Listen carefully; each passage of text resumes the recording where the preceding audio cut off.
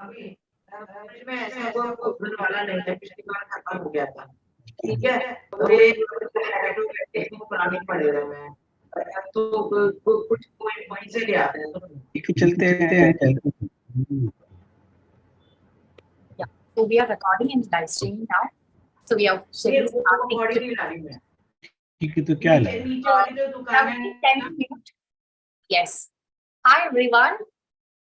Good morning, good afternoon, and good evening, because we have members from different geographical areas. We are all set to start the day 2 of 5th edition of this Social Town Talk series, international conference on ESG and NetZero. Hope you all are with me. It will be great if you can switch on your camera and show your faces. And here we have our wonderful moderator. Yesterday I didn't properly, invite her or, introduce her to you. So let me do that now. So Nimisha Tiwari is an eclectic Indian media professional, social entrepreneur, preferred micro-influencer, and thought leader. She holds exemplary exposure in Indian and international markets, as well as travel editor and social impact tech-enabled entrepreneur. Nimisha founded Link IT Blue Collar, an entrepreneurial top 20 startup venture incubated at Indian Institute of Management, Bangalore, and Nexus by US Embassy. Nimisha can launch brands, network with global teams, and consult on media marketing with social entrepreneurship and sustainable development goals offline and online. With a natural flair for networking in corporate, Bollywood, startup, CSR, and lifestyle segments, Nimisha can turn any brand into a winning formula. So welcome, Nimisha. Nimisha is going to moderate today's sessions. And I welcome on behalf of Social Town to each and every one of you for the day 2 of 5th edition of the Social Town Talk Series International Conference on ESG and NetZero. Over to you, Nimisha. Thank you so much, Nino. This is brilliant. Hello, everybody. Welcome to the Social Town Talk Series, the 5th edition, International Conference on ESG and NetZero. Thank you for empowering us as moderators, as organizers, because you are a wonderful audience who is keen to make a difference in this world. What is ESG and what is NetZero? Many of us know a little bit about it. Many of us do not know much, but there are leaders in this world who have said yes to the Social Town Talk series, and they are part of our panelists today. The first one who we would like to invite today needs very little introduction and is very well known in the circles of ESG, Mr. Kapil Narula. Mr. Kapil Narula has been the former Economic Affairs Officer of United Nations, former advisor, Energy, Niti Aayog, Government of India. And the topic today that he has chosen to speak today is trends in global energy transition, one of the most important agenda in not just the people of the country, but also at the governance level. Mr. Kapil Narula, it is great and amazing to have you here. I would like to, before you would even start, I would like to tell the audience a little bit about of the journey that you've had till now. Mr. Kapil Narula is a senior fellow at the Chair for Energy Efficiency within the Institute for Environmental Sciences, ISE, of University of Geneva. Kapil sir's career goal is to provide a leadership role to the world on the path of sustainable development. He's an electrical engineer, development economist, and an energy and sustainability professional. Kapil sir has a PhD in developmental studies with a focus of energy economics and energy policy. His PhD studies integrated the subjects of engineering, economics, social sciences, earth sciences, and statistics in a system of systems approach. He also has an advanced university degree in electrical engineering and a first level degree in engineering and science. Kapil sir is the co-editor, co-author of 6 books and many more coming. And his latest book, titled The Maritime Dimension of Sustainable Energy Security, is under publication by Springer. Welcome, Kapil sir. So amazing to have you here. Our audience has been waiting. They've all tuned in. We're logged in from different time zones from across the world. The stage is set, all set to you. Over to you, Kapil sir. Please welcome. Thank you so much, Nimisha. You made me sound like someone from Mars. And thank you, Ninu, for inviting me to present my views in this August gathering. I think this is the 5th edition, and what little I saw on the 3rd and the 4th edition, I think they're really a wonderful initiative which you have taken to connect people, working in the sustainability space, and to learn from each other. In this space is ever progressing and very dynamic. So I hope to also hear from other participants and present some of my views on the subject. So I am not able to share my screen. If you can give me those rights, I would like to present. Yes, sir, you have the rights. It says, okay, now I can see that. Yeah. So let me try and put this in the next 20-25 minutes. I would like to talk about some of these trends in global energy transition based on my past experiences. And I hope you can see the screen and hear me correctly. Yes, sir. Okay. Please go ahead. Yeah. So let me start away. And how I would like to take on this topic is as follows. That I'll try and present my view of sustainability. It's a word which is very loosely used, and we need to have a common understanding of this. Then I'll talk a bit about the progress and the challenges made for the global energy transition. But I think there are some Indian speakers and audience, so about India's energy profile and where we are going. Then I'll cover some of the global energy emerging trends, and lastly conclude with energy futures. So let me start by saying this about what we mean by sustainability. And there are, of course, many definitions and many understandings, but one of the definitions which I reproduce here is that sustainability is a dynamic process that guarantees the persistence of natural and human systems in an equitable manner. So this is a very vague definition, and I would like to quantify it. Being an engineer, it always makes sense to give a definition which you can evaluate.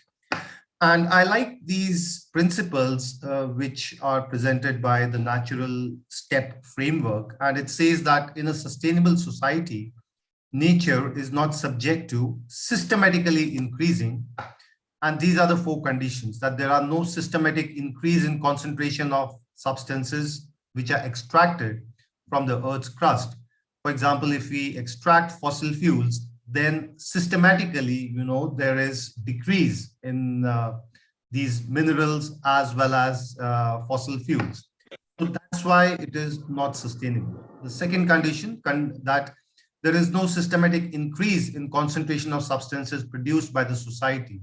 So there should be no subsequent or systematic increase in CO2, GHG emissions, an increase of brine when you do salt water to freshwater conversion.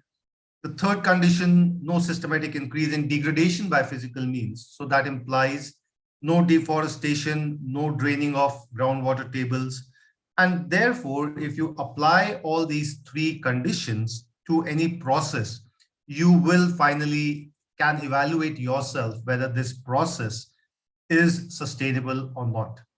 And therefore, all kinds of mineral extraction, fossil fuel extraction is unsustainable by this definition. And the last definition is more about social aspects, but we'll leave it there. But I also want to talk about different types of capital. And this, we know that there are 5 types of capital: manufactured, human, social, natural, and financial capital. All of this has some value, but financial capital actually does not have any real value, but actually it enables only trading of other capitals. And if you understand this aspect, that financial capital which is money or any form of finance, is only an artificial means of trading and not real capital. The real capital are manufactured, social, and natural capital. And that should be kept, it is a central concept on which sustainability is based. But at the moment, what we measure, for example, GDP, that is purely a measurement of financial capital, and that brings about many other problems. And the final aspect on sustainability, which I want to talk about, is strong versus weak sustainability. And it's very important to distinguish between them, that you understand the concept. Weak sustainability implies complete substitutability between different types of capital stocks. So all of these 5 types of capital stocks, which I mentioned, you can actually substitute each other. So for example, you can increase economy on at the cost of nature, or on the other hand, you could increase nature at the cost of economy. So there's substitutability, and that's the concept of weak sustainability. The concept of strong sustainability implies no substitutability or complementarity. No substitutability means that you can't increase nature or economy at the cost of the other. And that is strong sustainability. And therefore, everything which includes manufactured, financial, social, as well as human capital can only grow within the limits of natural capital. And therefore, it's very important to protect the natural capital if we want to protect other forms of capital. And that brings you to the last aspect of why there is so much of confusion on this term. And we see that actually all countries or all institutions are somewhere lie in between weak and strong sustainability, and we are somewhere on this continuum. And you can clearly identify which countries are on the weaker side and which countries prefer strong sustainability. So having said that, I want to move on to some of the global energy transition progress and challenges. And I want to start with SDG 7, which you know that were formulated, all SDGs were formulated in 2015. We are almost at the halfway mark. But the progress, especially on the energy goal of SDG 7, is not, I would say, it is not that much. And we still have about 733 million people without access to electricity, most of them in sub-Saharan Africa. About 2.4 billion people, which is 1/3 of the global population, without access to clean cooking, which includes people in urban areas. We have only about 17.7% of total final energy consumption from renewables, and most of it comes from hydro, which is past legacy. There are goals on improving energy efficiency as well as raising finance for SDG 7, but we are far short of what was promised and what was expected. In terms of defining energy system transition, these are long-term structural changes in energy systems, most commonly linked with the term Energiewende in German. And these are some of the drivers, including declining prices from RE, especially solar PV, investor pressures about 5 years ago, risks, or 10 years ago, risks from nuclear, but we are slowly returning back to some of these concepts. But it's not the first time when we are seeing an energy transition, but what is different this time is that we are expecting to undertake this energy transition with a speed which is unforeseen. And we often hear 2050, which is just 30 years away. The next defining aspect is the scale, that it's not about one country or another, but entire globe has to move towards the energy transition, and all sectors, starting from transportation to household and so on.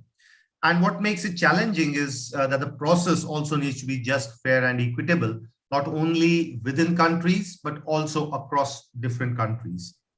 So that's the big target or the challenge what we have.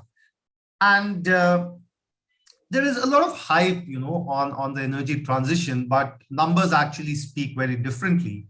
And this is a snapshot of the global energy supply sources in the last 50 years from or more, from 71 to 2020. If you see this energy mix, we are looking at coal, oil, natural gas, nuclear, biofuels and waste, and a bit of pure renewables. And here we see that in about 50 years ago, the world had about 13% of sustainable energy. And by sustainable energy, I mean hydro, renewables without nuclear, because some people do not count nuclear as sustainable. And even after 50 years, the global share is almost the same, 14%. And we are now talking of net zero systems, which implies a very, very high degree of renewables. So the progress in the last 50 years is only about 1%, and we need to go from 14% to about 90+%, which is extremely challenging in my opinion. The global electricity sources share, which is about 23.6%, much better than the global energy share. But again, the progress has been very little in terms of only a percentage points or so increase. And again, electricity systems are the first ones which are being targeted to be decarbonized. And again, here we have to cover a lot of ground, close to moving from about 25% to close to 95% of renewables in electricity. And that makes it extremely challenging. But what I would like to point out is that in my understanding and my opinion, we have enough resources. There is no shortage of resources, but the challenge or the important point which we need to note is the issue of distribution inequality.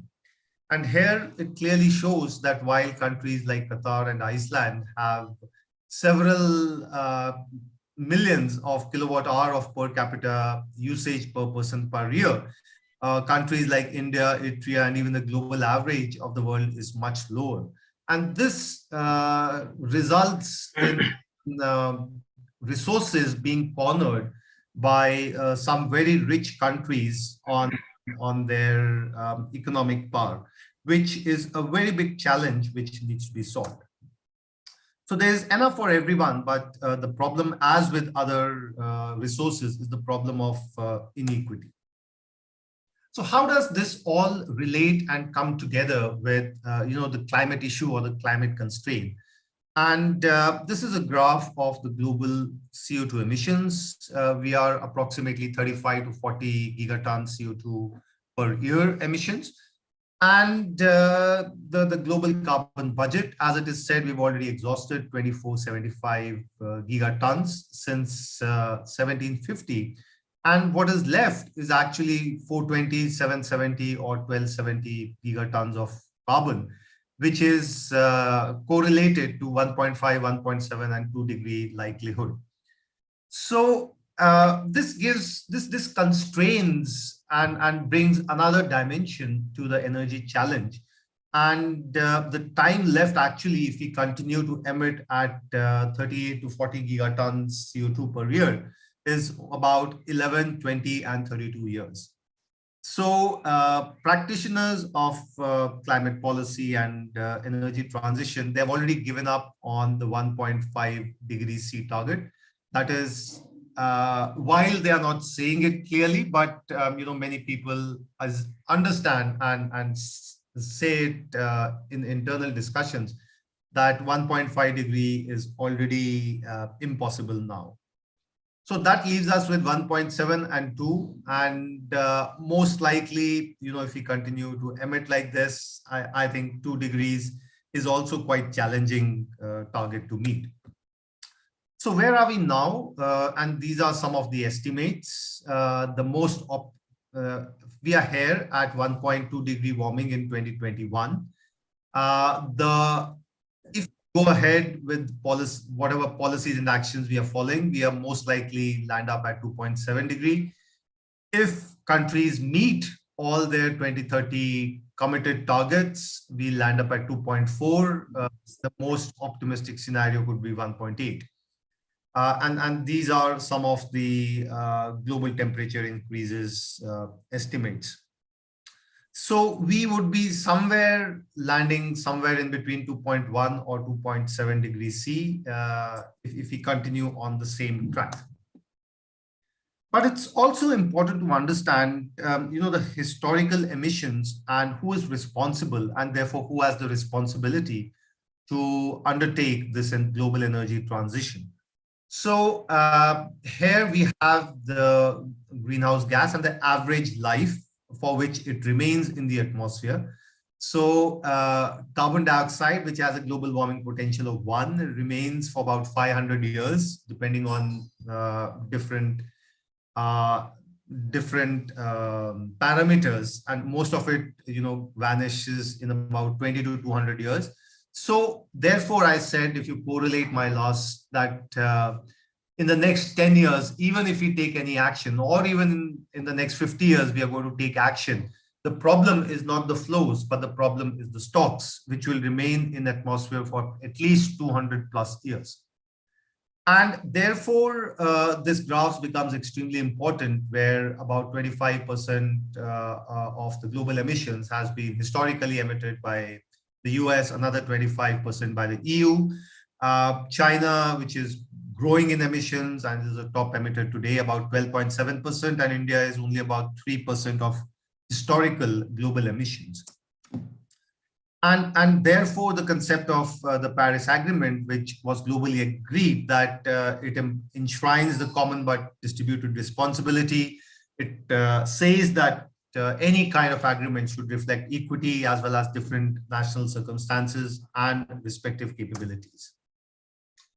So with this in the background, let's try and see how does India compare to the world. And this is the Sankey diagram for India. And India consumes about 800 million tons oil equivalent of total primary energy supply, which is shown here. 53% of it is coal, 37% oil, 6% natural gas, and only 3%, 2.7% is actually renewable, from hydro, renewables, nuclear, and so on. So global share of sustainable energy is actually 14%, while the share of India for sustainable energy is only about 3%. And you should keep this number in perspective when you talk about 2070 net zero goals and India's decarbonization path. In electricity, we fare a little bit better. India has about, in primary energy supply, about 300 of the 800 MTOE is made up of electricity, but coal makes about 74% of the global, of India's generation capacity. And in terms of the share, while the global share is about 27%, India's share of sustainable energy in the electricity sector is about 20%.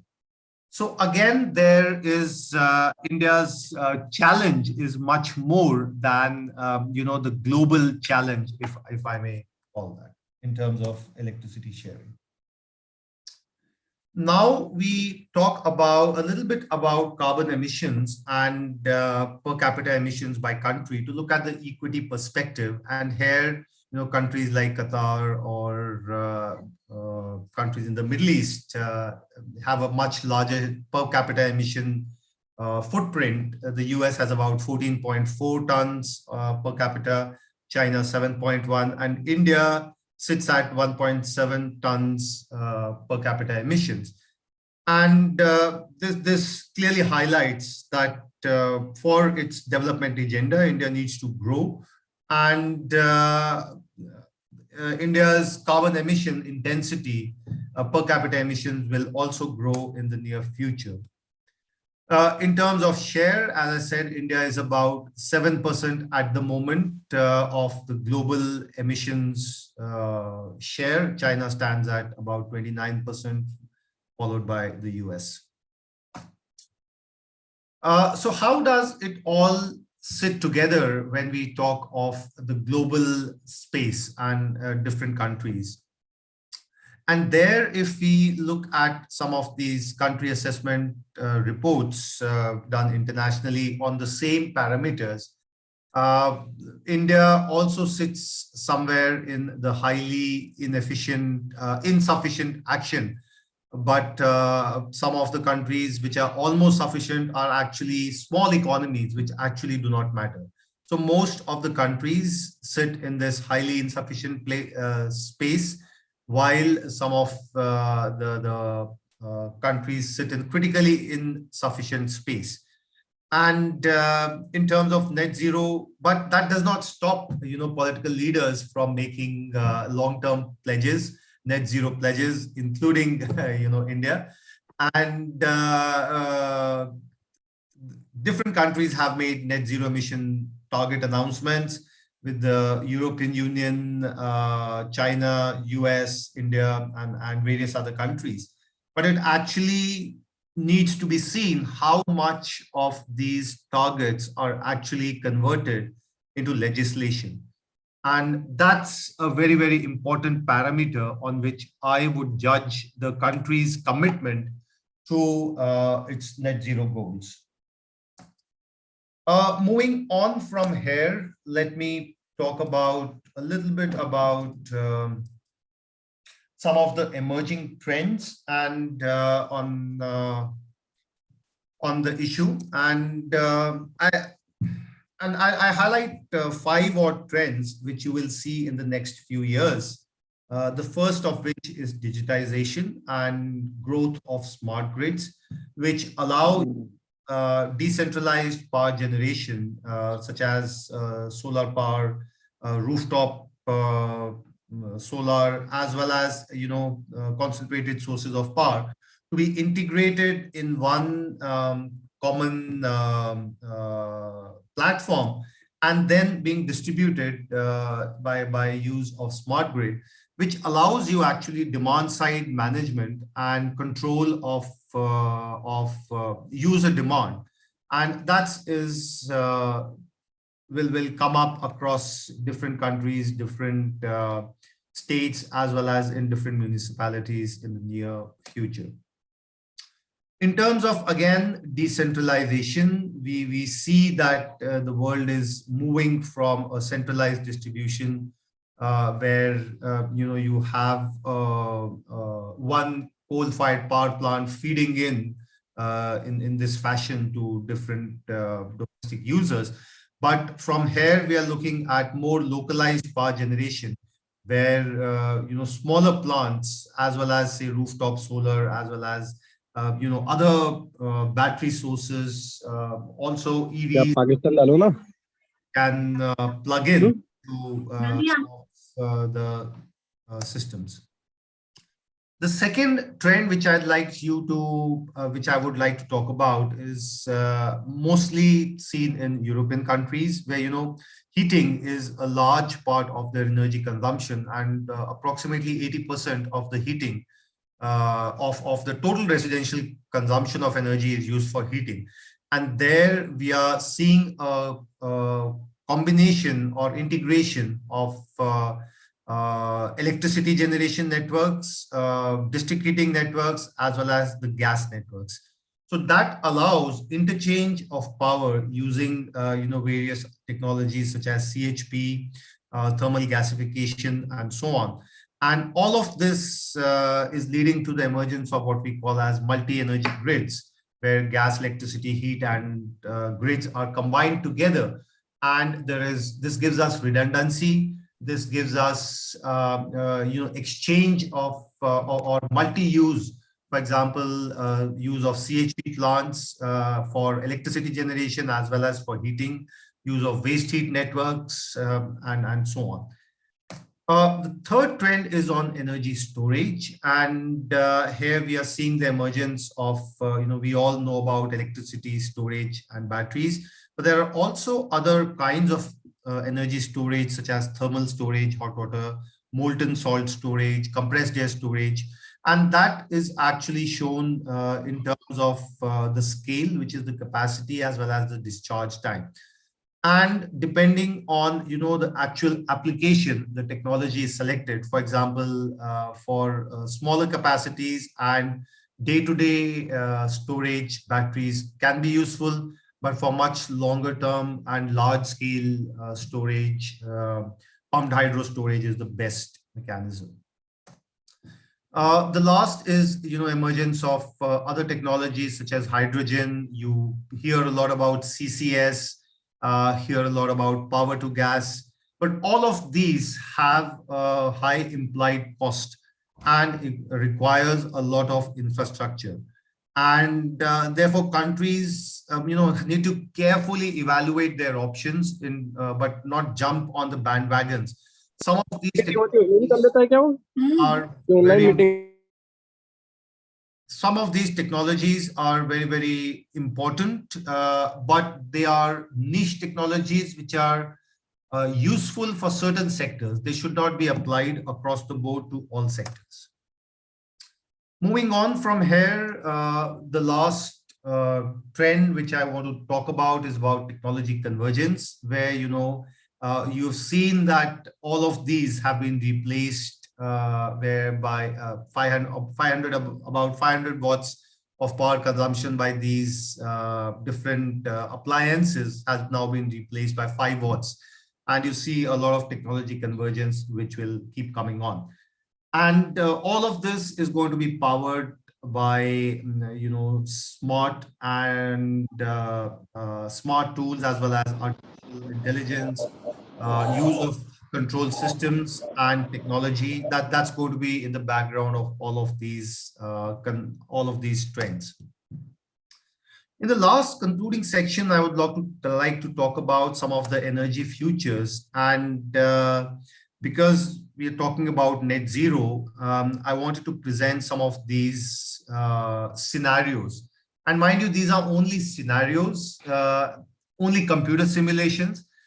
So you have to take it in that sense only, that it's not what is going to happen, but what can happen, or what has happened on a computer. So these are some of the 3 scenarios, and we are about 700 exajoules. In one of the stated policy scenarios, we are going to stay around 700 exajoules. In the announced pledges scenarios, we might fall up to 400 exajoules. But if we go on to what countries have promised, or what's the global goal, the net zero emission goal, we see that there is a lot of displacement, and a lot of renewable energy comes in. A lot of coal is almost gone. There is still some oil or gas, and there is nuclear, but most of it is renewables.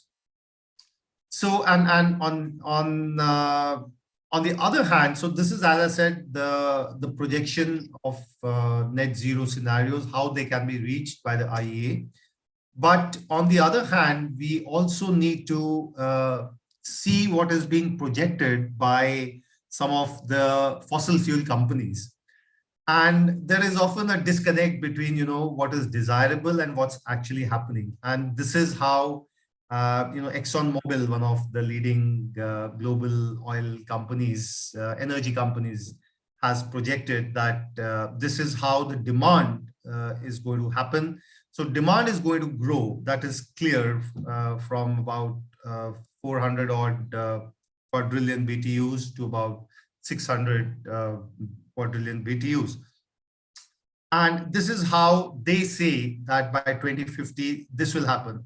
So you see oil and natural gas occupy the highest shares. And this can be seen here, that there is hardly any change. Yes, coal goes down a bit, but there is hardly any change of share of oil. In fact, it grows.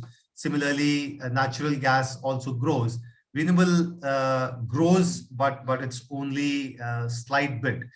So if the weight of all these oil agencies is behind, growing oil and natural gas, then it's very challenging again to meet these net zero goals. And I leave it here to make your own decisions on where the world is going now and in the near future.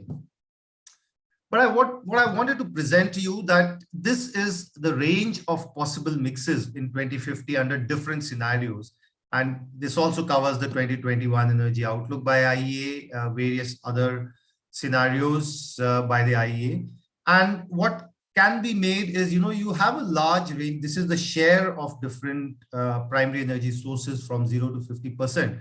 So actually oil can go as low as 5% to as high as 40%, and similar with all other sources. So including solar, wind, biomass, which has a very high potential, but most of the scenarios lie amongst these different, as I said, scenarios. So it depends on the decision we make now or today on where we land in the next 20, 30 years. And what's the ask then if we need to get to these net zero scenarios? And this is the investment which will be required per year. So for the next 2 odd years, it was projected in 2016 about $2 trillion, and thereafter from 2030 to 2050 about $5 trillion per year. And the global economy is close to about $100 billion at the moment. And this is the market size per year for clean tech. So any of you who wants to make money can target these sectors: fuel cells, electrolyzers, batteries, offshore. And a lot of money is going to flow in all of these technologies across the world. But who is actually well placed historically, and considering the historical obligations, as well as who has the money to invest? And we see about 25% of the global economy is of the US. China is close to about $15 trillion. India is close to about $3 going to $5 trillion. So countries which are, EU, Japan, China, I think these are the countries which can make this $2 to $3 trillion of investment every year, which is required to move on to net zero. So I think this is my last slide, where I want to give my opinion and recommendation on how a global energy policy should be designed, or for that matter, any country's policy should be designed. And I would like to start, from the base, which is by lowering energy demand. And there is the highest potential, as well as it's a permanent kind of a behavioral change, which includes reducing wastage, which should form the bottom of the pyramid.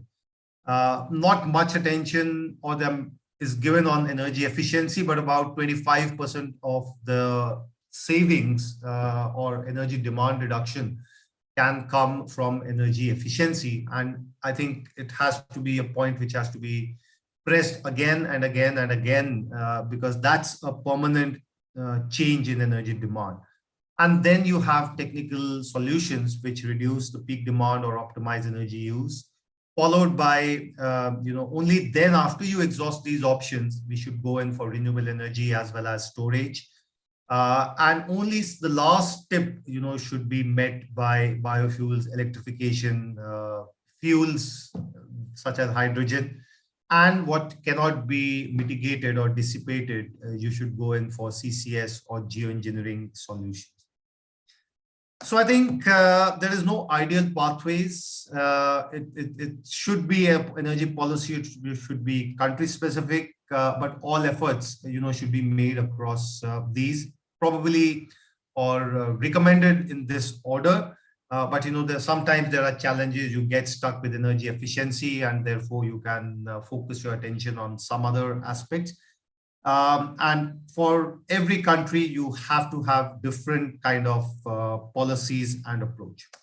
I think that's what I wanted to talk about. Happy to take up some questions in the next few minutes. Excellent insights, Kapil sir. Really good.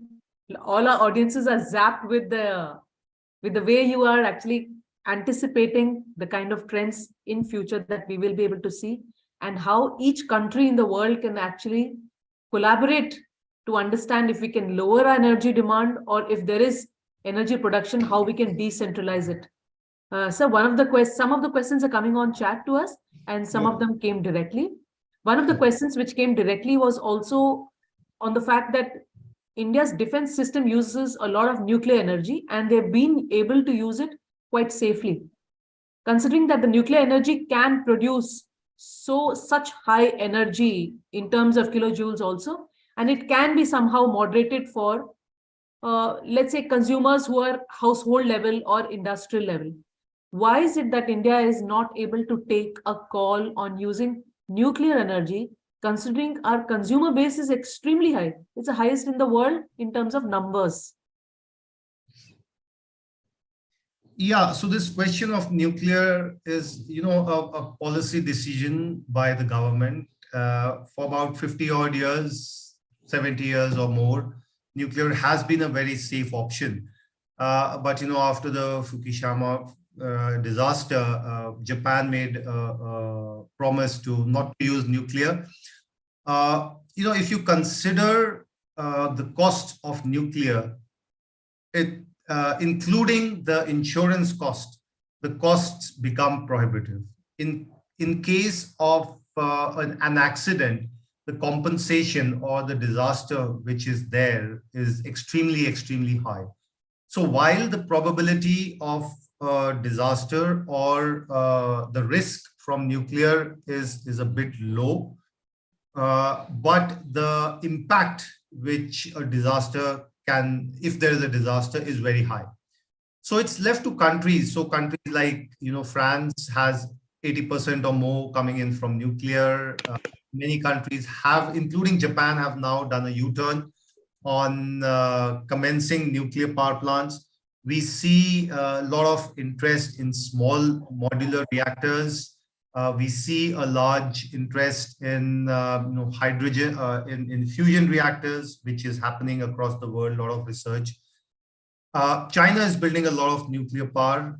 For India, nuclear was always an option on the cards, but the problem was that one was nuclear fuel, because India imports most of the nuclear fuel from different countries. That problem was overcome by signing on some of commercial deals where India used to import nuclear fuel from Australia and other countries.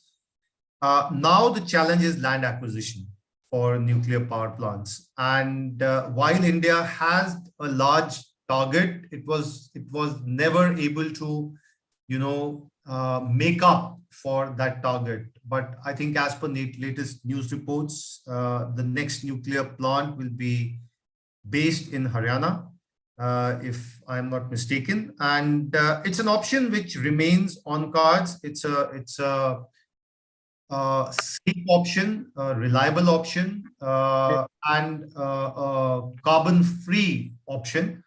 So many countries have it on their agenda.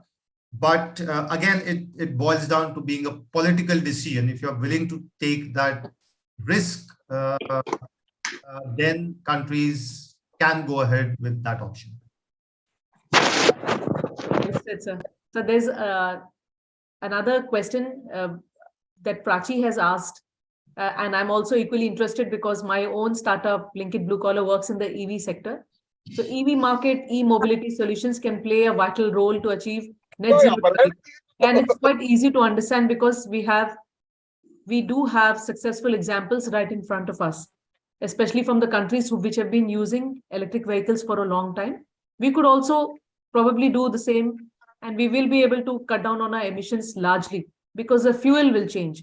It will no longer be petrol or diesel. It will move into electric vehicle, the batteries. So merits and demerits, what would you like to say? What is your view on that? I think globally, e-mobility is catching on. Many countries have adopted. The IC engine is dead globally, and this is not only for India. What I would like to say on this is there is no doubt everyone is moving towards EV, but I would like to first add on, as I said, demand reduction and use of public transportation. Because if Indians start owning the same number of cars per capita as Europeans do, there is already an issue of critical minerals for batteries for EVs. There is already a challenge of resource extraction and recycling of these batteries. There is an issue of where do we get the electricity. if we include, while there are no emissions while we are running the car, if it is run on 100% renewables, but if you take life cycle emissions of, making the battery as well as, all the products of the car, then many studies show that in the long run, in the life cycle emissions case, there is no major benefit of using EVs. So I would say instead of EVs, we need to move to public transportation systems, or for example, metros or electric public buses, electric transportation there, not personal mobility for electric vehicles, but also car sharing, use of transportation services as EV services, by not owning the car, but only by Ubering or so on, so that the amount of cars are limited. We have to control the demand, otherwise it's a finite world. So Vanita has raised her hand. She wanted to ask a question. Vanita, you can unmute yourself and just ask. Thank you, Nimisha. Sir, you have answered part of my question with the EV thing, because that's what my main concern is when we are working onto the renewable energy, either solars or battery. What consuming are rare metals, which we are having very limited. And talking about hydrogen, which is very upcoming field, we are going to take decisions on electrolyzers. Which again demands a lot of rare metals, and then their disposal will become a challenge. So my question to you is this, that at this point of time, decisions which will be taken onto the policy thing, like if we are talking about EV or hydrogen with electrolyzers, all this will be having an impact. So I don't know how we are going to assess these, because a total scenario, like you have mentioned in your graphs, that we need to think a lot before taking any policy ahead. Although we need to decarbonize, but how we are taking those decisions are very, very important. Although hydrogen, I feel in my sense that hydrogen plays a very important role to be a carrier, energy carrier. If it mixed with the biomethane, although there was a question in the chat also, biogas is also not picking up in India, especially in India. If I am just focusing on India, globally, we are talking about biomethane, but in India, still we are not working a lot on the biomethane sector. Can you throw some light on that side? What is your thoughts on that? I think you understand that hydrogen is only an energy carrier. It's not an energy source. Its application is that its uniqueness or USP is that when you burn it, it does not produce emissions. But finally, it's only a means of storage of energy. It's not a source. You have to create energy from somewhere, use it to create hydrogen. And anyone who with a technical background will understand that any kind of conversion always lead to losses. So the more number of conversions you have, you start with, for example, you generating electricity from renewables. You generate electricity, you use electricity to convert it into hydrogen. Then you again use hydrogen to convert it often back into electricity, or use it in different applications. It has various conversion losses. So hydrogen is not a one-stop solution for everything. There are certain applications, for example, steel making, high energy applications where it can be useful. Maybe long distance trucking. India has opened up a tender for about 80 hydrogen powered trains now, and there are plans for that. So it can be used for some applications, but like you rightly said, you have to take a conscious decision on where is it leading to. At the moment, whatever hydrogen will be produced will not be green hydrogen. it will be actually blue hydrogen or gray hydrogen. But as we progress, one of the challenges is that, all technologies are not absolutely ready. And if you have to lower the cost, you have to invest and scale them up. So it's important to take a make a pragmatic choice, including you mentioned about biofuels. We raise the target of biofuel blend. It might be okay if it is raised from bagasse. It might be okay for Brazil, which has a huge demand. Any waste which is used for biofuels is right, but use of agricultural land for first growing biofuels, you have to make a life cycle assessment of how much water does it consume, how much land does it consume, what are the social impacts of that. So that's why all the great options are reducing demand, increasing efficiency, increasing public transportation, and those measures. After we have exhausted those options, we need to go into these or new fads, hydrogen. That you, Sar and Vanida. So our next speaker is also waiting because it's almost midnight in Sydney, and Dr. Farshid has joined us. So we have a small memento to present to you. So we are assuming this as a big stage, and we are giving this. Please accept our token of appreciation. Thank you. Thank you so much.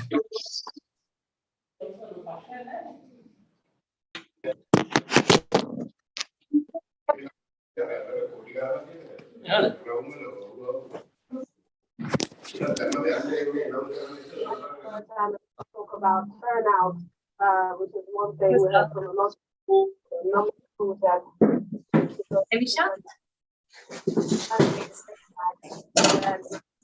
Thank you so much, Kapil sir. We would welcome you to, if you feel like you could just be part of the audience and just listen to that as well. But amazing session. Thank you so much, sir. We would also request our audiences to please mute your mics. A lot of you are unmuted, so that disturbance is going to be there. It'll be really nice if Adibowale can also mute his mic, please. It'll be great. I would like to invite our next panelist, Dr. Farshid Pahlewani. He is going to speak to us about circularity contributions towards net zero goals. And something really interesting about him in the profile, which I would like to share with you all. Dr. Farshid Pahlewani is an international expert on innovative solutions for waste challenges. I know a lot of us are very interested to understand how can we reduce waste and consciously actually use simpler procedures to get rid of it. Dr. Farshid's international research career, spanning high-profile research institutes in Japan, Singapore, and Australia, includes considerable experience working closely with industries to improve existing processes and also to achieve better environmental outcomes and greater cost efficiencies. That's really important in India now. He has 6 international patents, more than 100 articles published worldwide, and attracted millions of dollar research funding. His solutions enable manufacturing industries so they save millions of dollars and turn their waste into resources. Please welcome Dr. Farshid. He's Senior Research Fellow at University of New South Wales, Australia.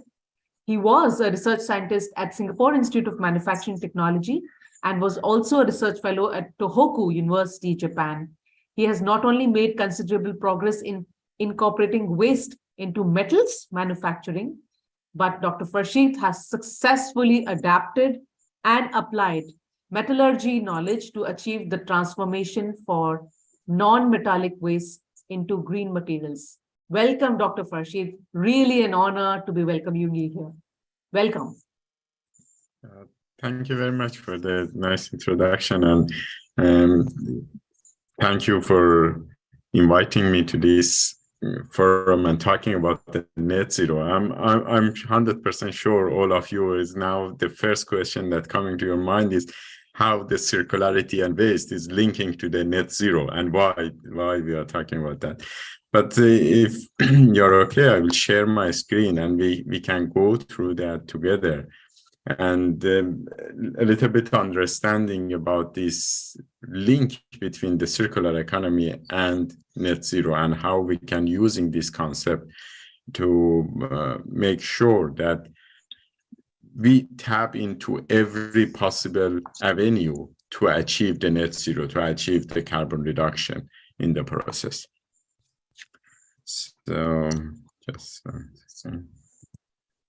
We can see your screen. That's good. Yeah. So yeah, that's a question. That's a question that I want to answer, that how we can link these two together and how we are actually achieving that. So I'm not going to play this video for you, but I highly recommend any of you who are interested in the circular economy, just have a look at this very good conversation, which is talking about the basis of the circular economy. And just to give you a very short explanation of that, we have two different types of the material in the world, which we can divide it. One of them, we can call it as an organic material, which is all the food and all the crops and plants and everything that we have in the world. And we have the technological material, which is all the metals, polymer, glass, all those things that we are using for producing the products and materials. So both of these aspects, they have the circularity linked together to it. So for example, if there is an organic material, there is a food, there is a tree that is growing. So after the end of the life, it will go back to the soil and again stored in the soil.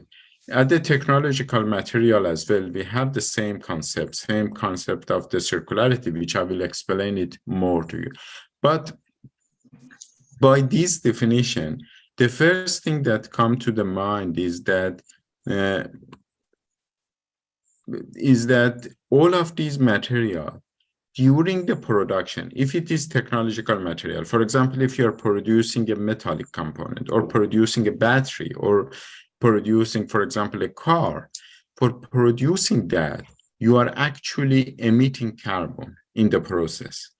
So we call that as an embodied carbon of that product. So if there is a product or if there is a material, and during the production of that material or product, we have the carbon emission, that amount of the carbon emission, we call it as an embodied carbon in that particular one.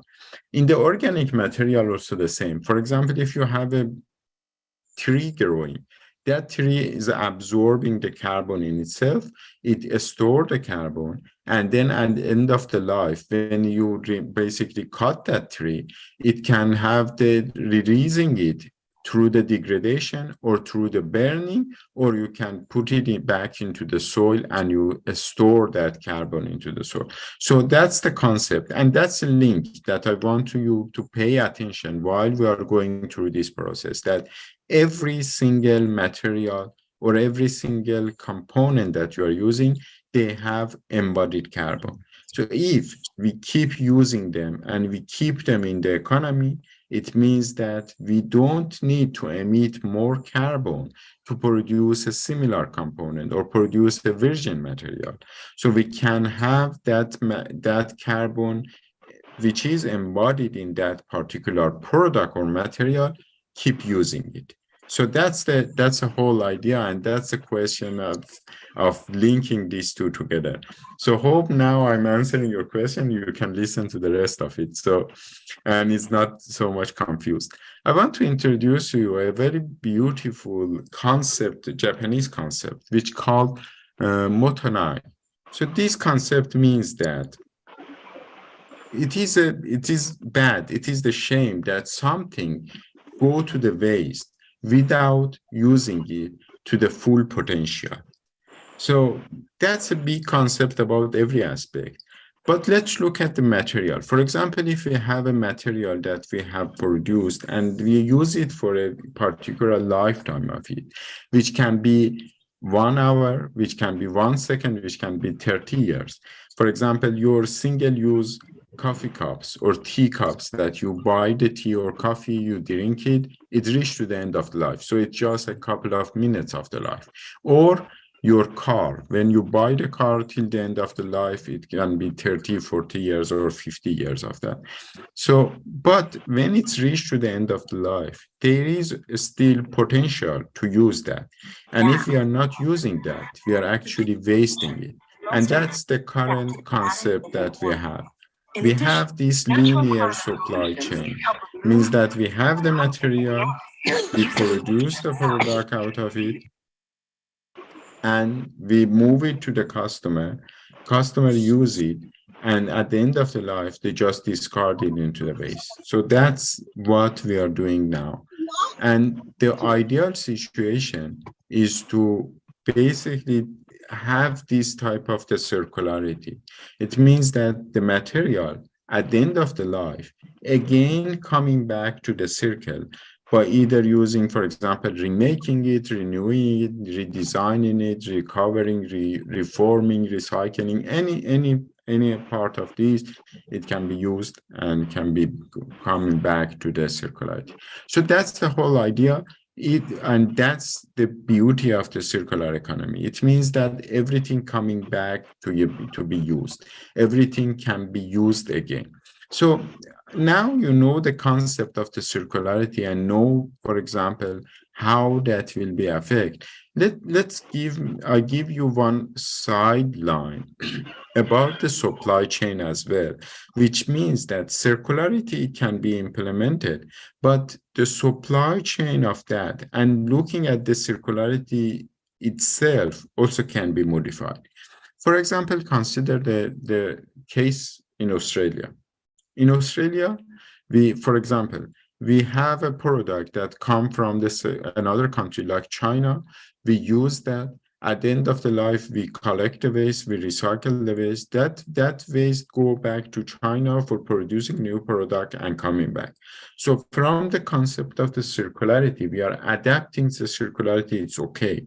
But along the way, there is a huge transportation, which means a lot of carbon emission. So not only we are not reducing the carbon emission by this circularity, but we are adding to that. We are emitting more carbon. But in case B, consider that this product, which is produced in China, coming to Australia, using it, we recycle it, and inside Australia, we produce a new product out of it. So in this case, actually the concept will be different. We're using that embodied carbon, and we are not basically emitting it at all. So now, this is the objective that we want to achieve. The objective is to basically define the challenge, understand the challenge. Then we using innovation to produce value out of that. And then with this one, we can close the loop on waste material and using the material in our local economy more and more. And that will create opportunities for making the profit for the industry, making profit for those companies that using this waste, producing product, bringing them back to the life. It creates jobs for the people and helping them to, for example, having the job, having the product locally, and at the same time, it helping our environment. So now, we understand the concept, we understand the benefit of it. I want to give you some very rapid examples of how innovatively we can use the waste material to produce product out of it. And those products can be beneficial for the economy, is beneficial for our community. So one of the big challenge of the big scale recycling, which is currently available in the world, is that you need a massive amount of the investment of the money in there. But at the same time, for the input, it's not very agile. You cannot change the input material because that massive company, that massive manufacturing is actually designed to just use that single stream of the waste material and use that to produce the product. So that's where the concept of the microfactory come to the picture. Microfactory means that a small scale factories that can take the waste, produce product out of it, and they can be basically flexible based on the different variety of the waste material, but at the same time based on the volume of the waste that coming in there. So that's the whole idea. I just give you some of the examples. As I mentioned, I will move through that fast, so I don't wait you basically keeping you a lot during this Sunday, but at the same time, we can discuss more of it after the talk. So one of them is actually using waste material, waste plastic, like waste plastic from the e-waste to produce filament. And these filament can go to the 3D printing to produce product out of it. So it can be done in a smaller scale, it can be done in the local community and local areas, and they can create value out of that. So, and this is a very good example of how this approach can give the economic benefit, but also all of these polymers, they have the embodied carbon. There is a carbon emission to produce that. So when we are turning them to the filament and finally to the product, so we are actually capturing that carbon into the product. We don't emitting it, but also we don't need to produce new polymer because we are using this. So we are reducing the amount of the emission from that side as well. Waste textile. Waste textile is another big thing in there. So we have different variety. And as you know, different textile is actually woven together differently. But that's the beauty of the textile. Because of this woven structure, we can capture these into the product and create product out of that. But also, you know that there are nowadays, unfortunately, different type of fibers is mixing together and make them very hard to recycle.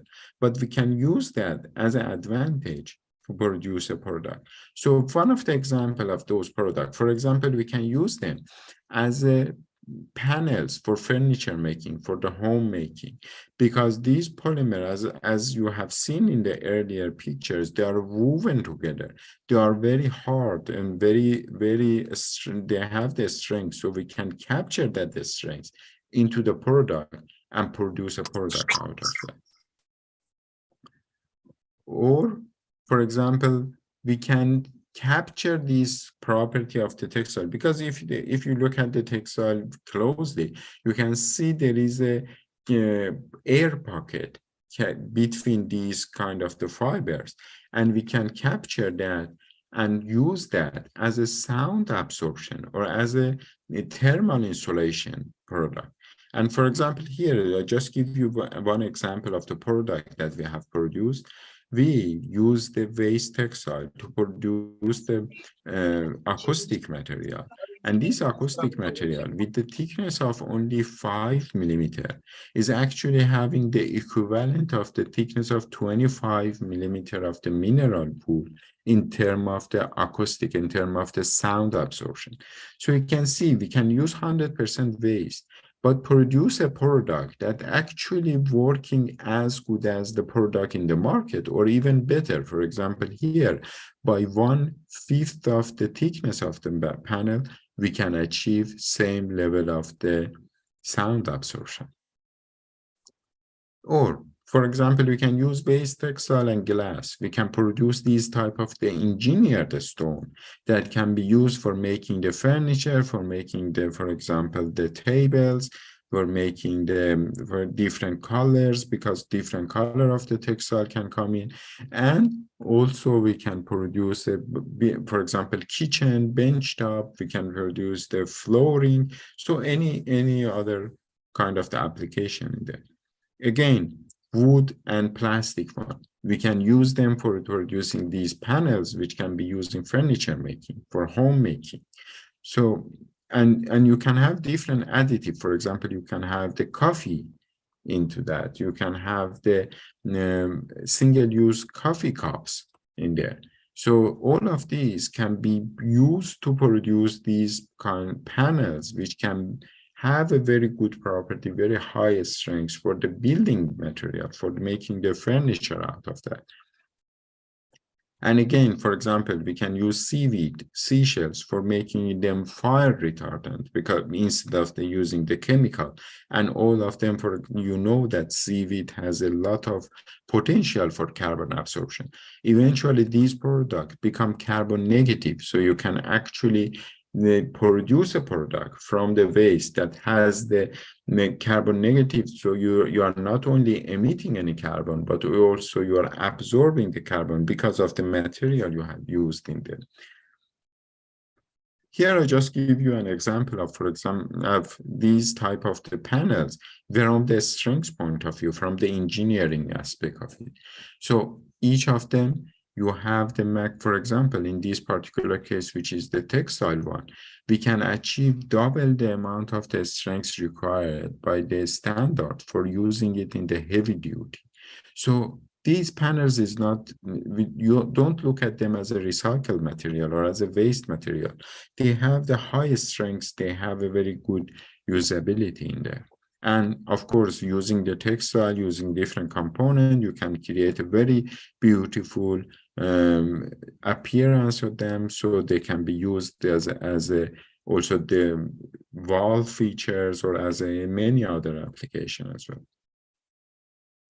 So another quick examples, as I mentioned, for example, using these Lego bricks or toys, producing the product filaments, and these filaments can be used for the making product using 3D printing, or packaging, food packaging, or any other type of the packaging, which is the soft plastic.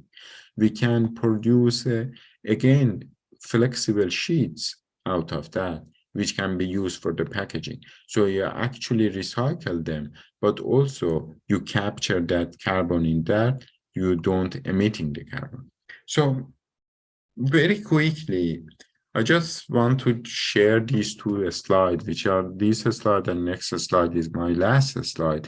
I just want to know that basically you start thinking about that. How circular is in your business? For example, what aspect of your business can be more circular? It can be from different aspects. It can be from the material perspective, it can be from the services, it can be from the other aspect. So this is just to give you a snapshot of that phenomena, that every aspect can be looked at it. And now you know the relationship between the circularity and the carbon emission. You know that by reusing one product or reusing one thing in the circle, you can actually reduce the carbon emission as well. So I know any of you can say, okay, where we need to start. So these are some of the aspects that you can start thinking about that. For example, if you have a startups, or you have a company, or you are working in a company, you have to always question what your product are. So what is your product?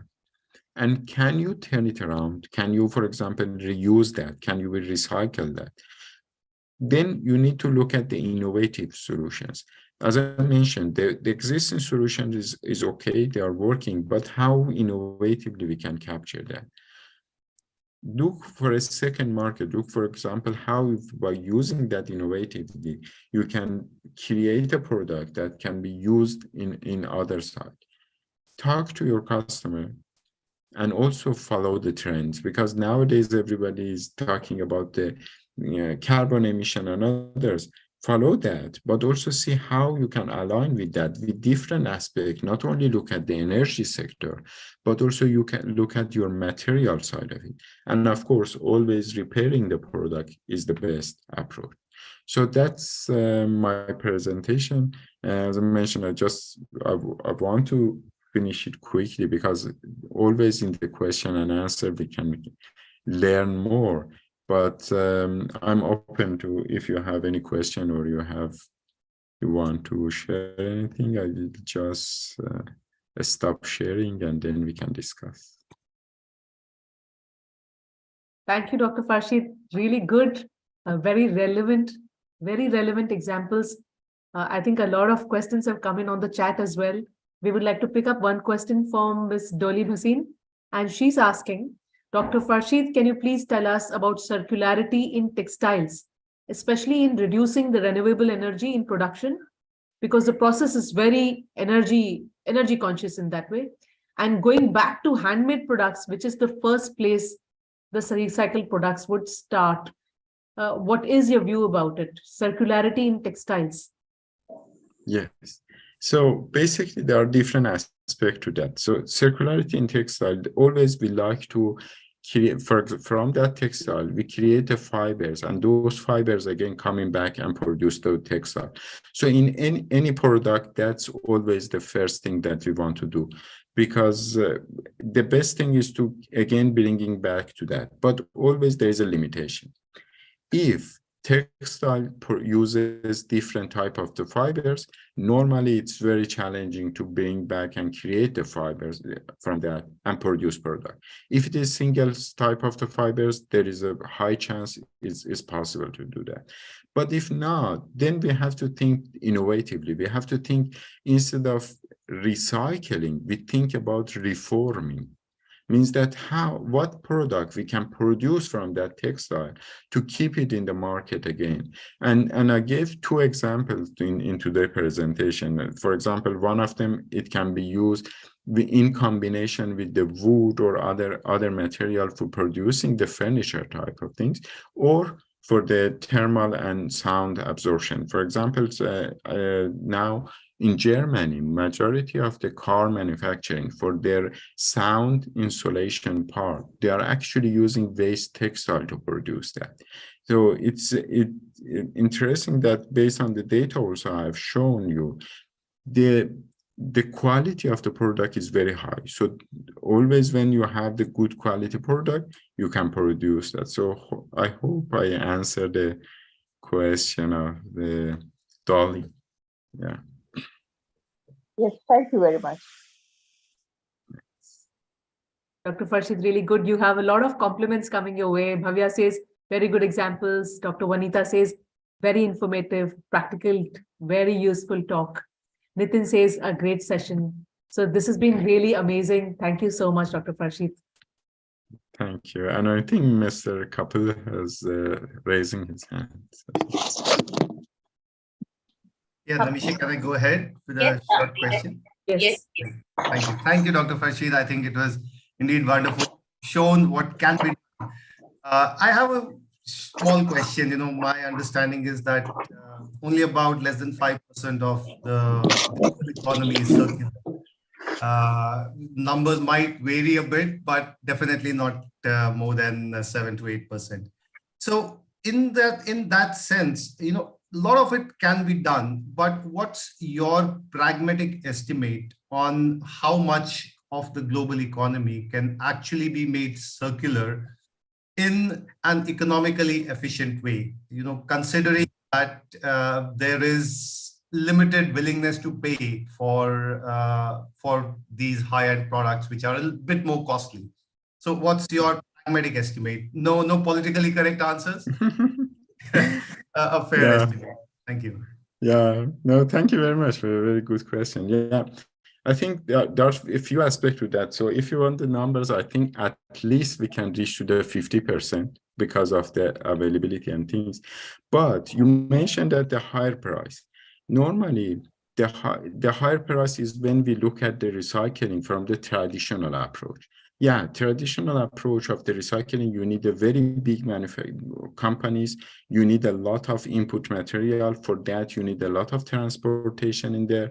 So all of these add the cost, and you need a lot of energy input. But nowadays, the industry is shifting and going to the smaller scale production in the local area. For example, in the local small cities, they can actually recycle their waste, produce the product to be used locally. And if this approach is actually start to picking up the speed, start to moving, then we have the better solution. And actually we can reach to that 50%, at least 50% of the recyclability. But yeah, and another things that is a start to shifting and a start to changing is that whenever we produce a product from the waste material, normally the concept is that the property degrade. So you can, when, for example, if you go and want to shop and they give you a product that is from the recycled material and a product from virgin material, more than 90% of us, we choose that virgin material because we're thinking that is higher quality than this recycled one. And that's, it's now shifting, especially, for example, in the countries like Europe or others, when they are adapting the standards for the recycled component, and they are actually putting that in place and pushing toward that. So, and they are linking the customers and suppliers together. So the customers understand the process, they understand that recycling doesn't mean downgrading of the material. So this is actually helping us to move toward more recycling, more circularity in the society.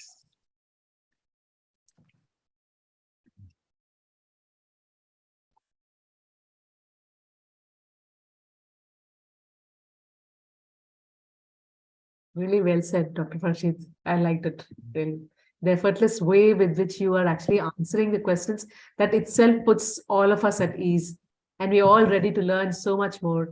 Where can we read up a little more about you, Dr. Farshid? A lot of people have more questions. Is there a way they can reach out to you over LinkedIn, or is there any other platform they can connect with you? Yeah, I'm in the LinkedIn. They can reach out to that, or if you just simply search my name, so you can find my email address as well. So at university. Or I will so share. any approach. I'll be sharing the LinkedIn links of all speakers, and if you have any resources to share with the attendees, please to share with me.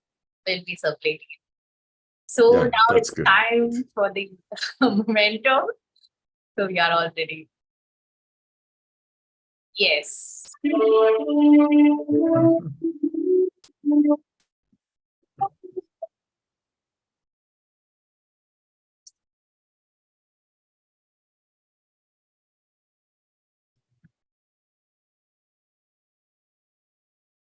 Thank you, sir. It's already midnight there in Sydney. So thank you for joining us.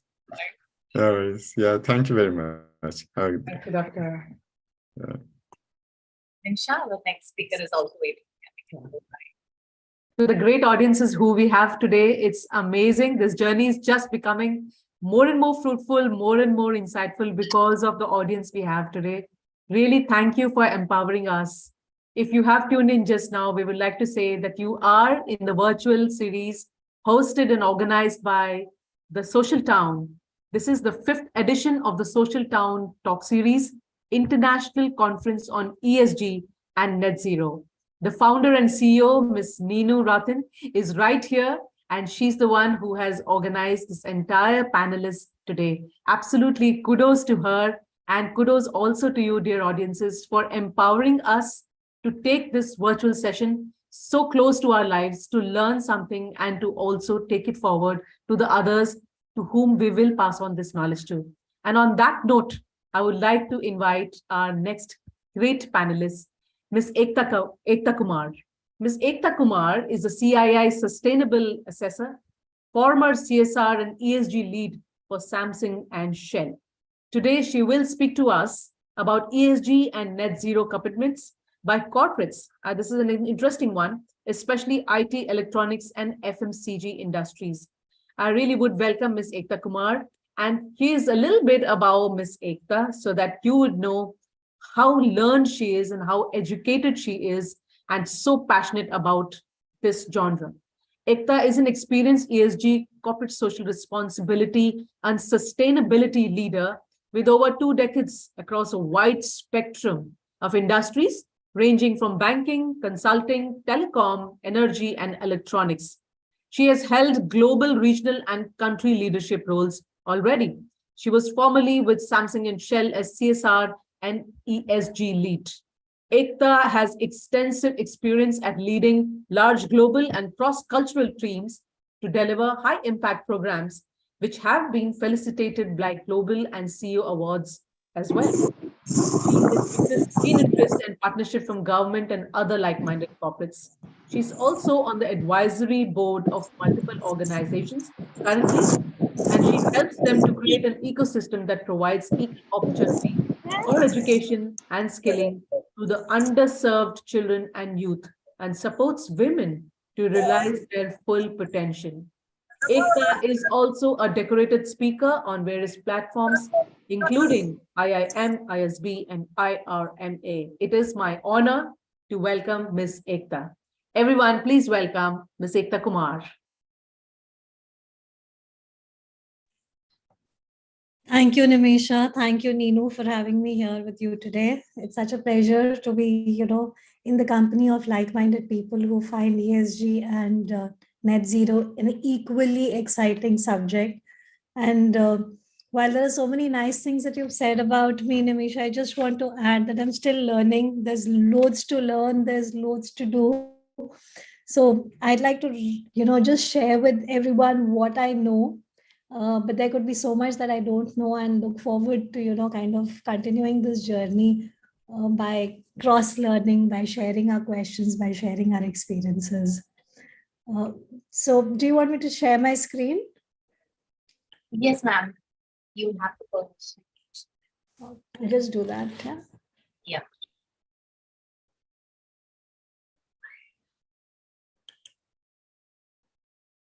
Hmm.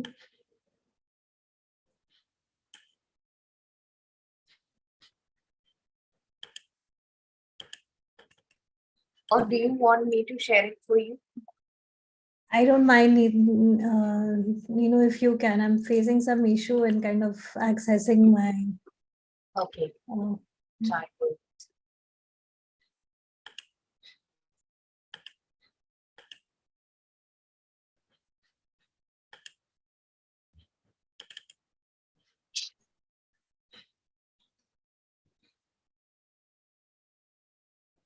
Sorry, good job.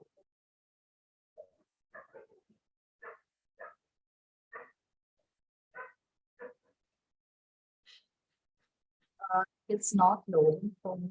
Yeah. Should I try again? Yes, please, if you can. Ma'am, can you please try? Yeah, I'm just doing that.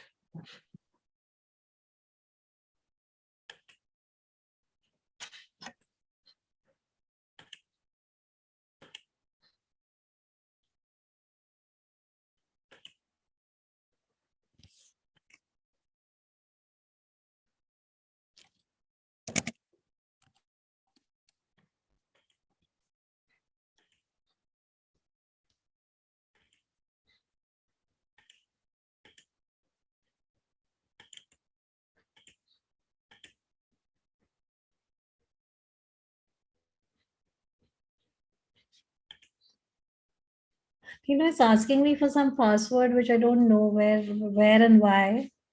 Is there a way for you to share your screen?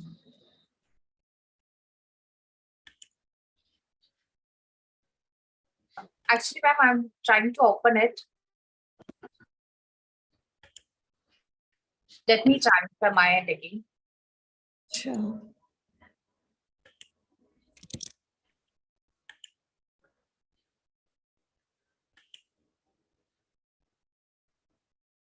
Oops.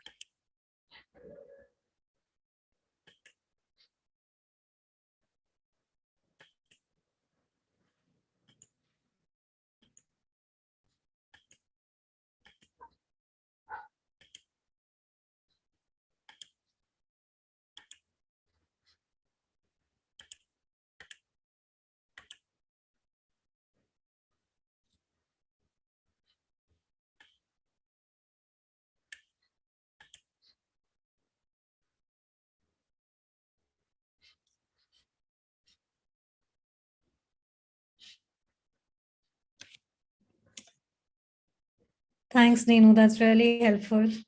Yeah, yes. Sorry for the delay.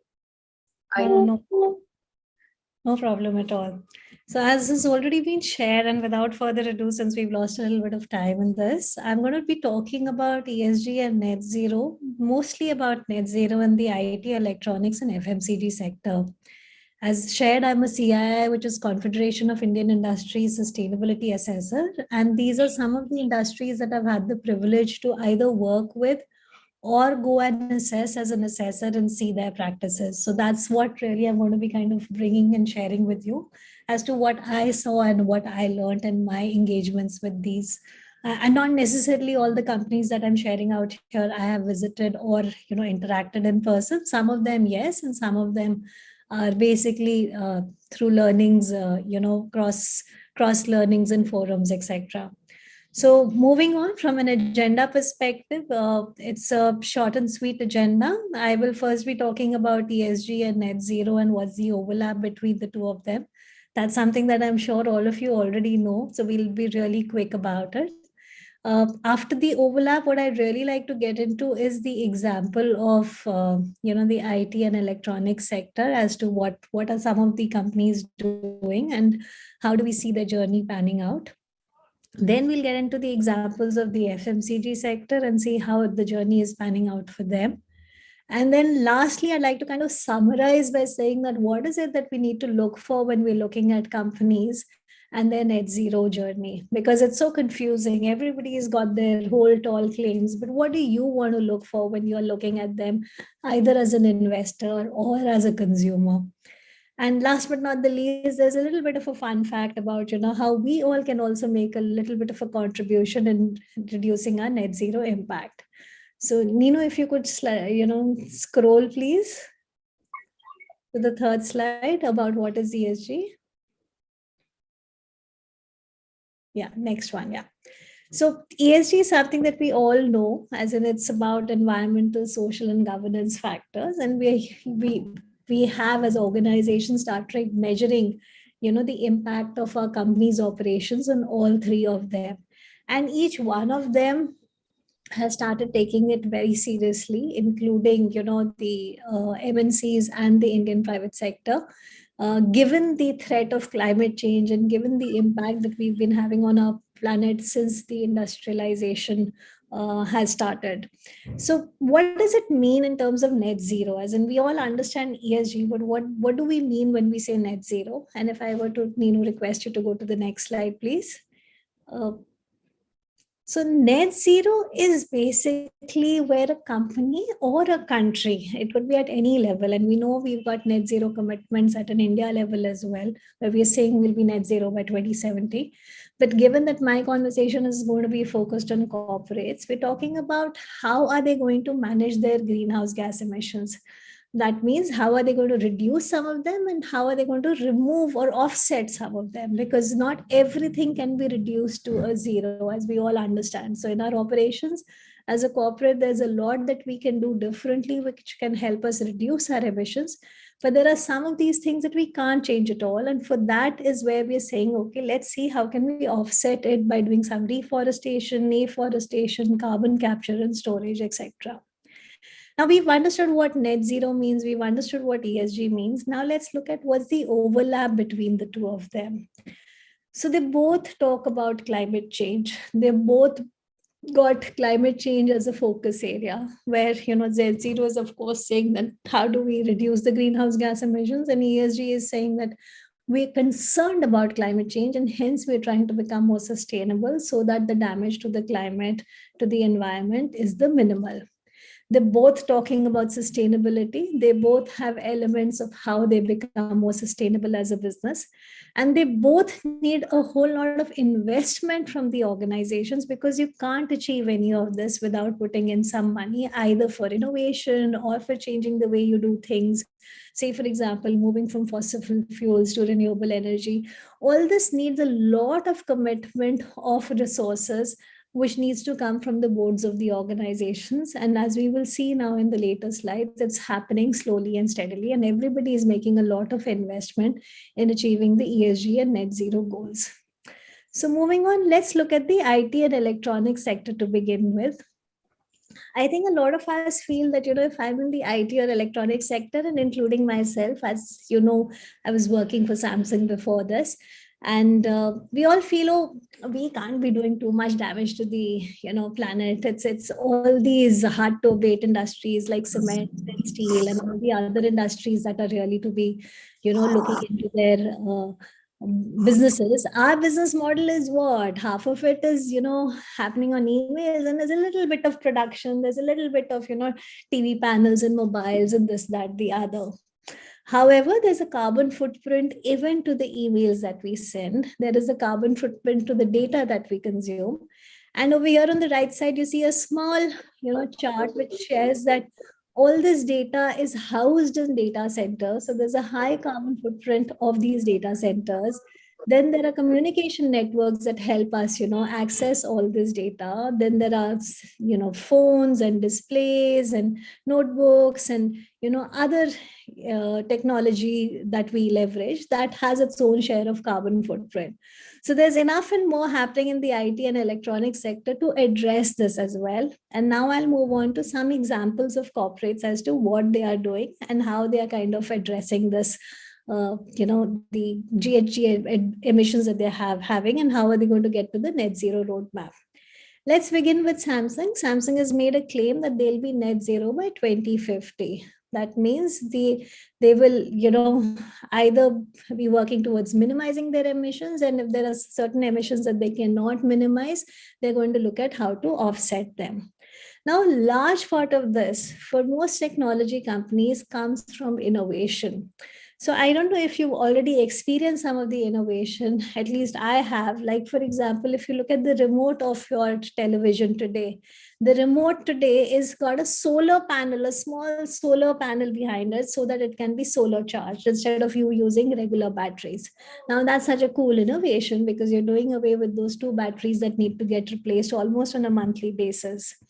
From a plastic perspective, I don't know if you have heard this before, but this was a very refreshing piece of work that I experienced while I was working with Samsung, is that they're using some of the fishing nets in the high-end mobile phones. It's not like they're using the plastic of the fishing nets in the lowest end mobile phone and saying, okay, that's something that I don't need to give quality in. It is in their Galaxy series of the fold and the flips that they're using fishing nets plastic and using that to make the mobile phone. So they're saying, how do we bring in circularity, which was something that we beautifully understood in the session before this, and how do we kind of recycle the plastic that's there. Then from a renewable energy perspective, a part of the operations have already become 100% renewable, like the US, the Europe have already moved all their operations to 100% renewable energy. However, there are still certain markets like Southeast Asia, Korea, etc., that need to move to this journey. And that's something that they've planned for to achieve by 2050. Likewise, for waste management, there are processes, there is a lot of stuff that's happening. They're already doing a lot of, electronic waste collection in 50 countries. And the intent is that all 180 countries by 2030, there will be electronic waste collection being done by Samsung. We'll stay on the previous slide only, and still to talk about Samsung and Apple.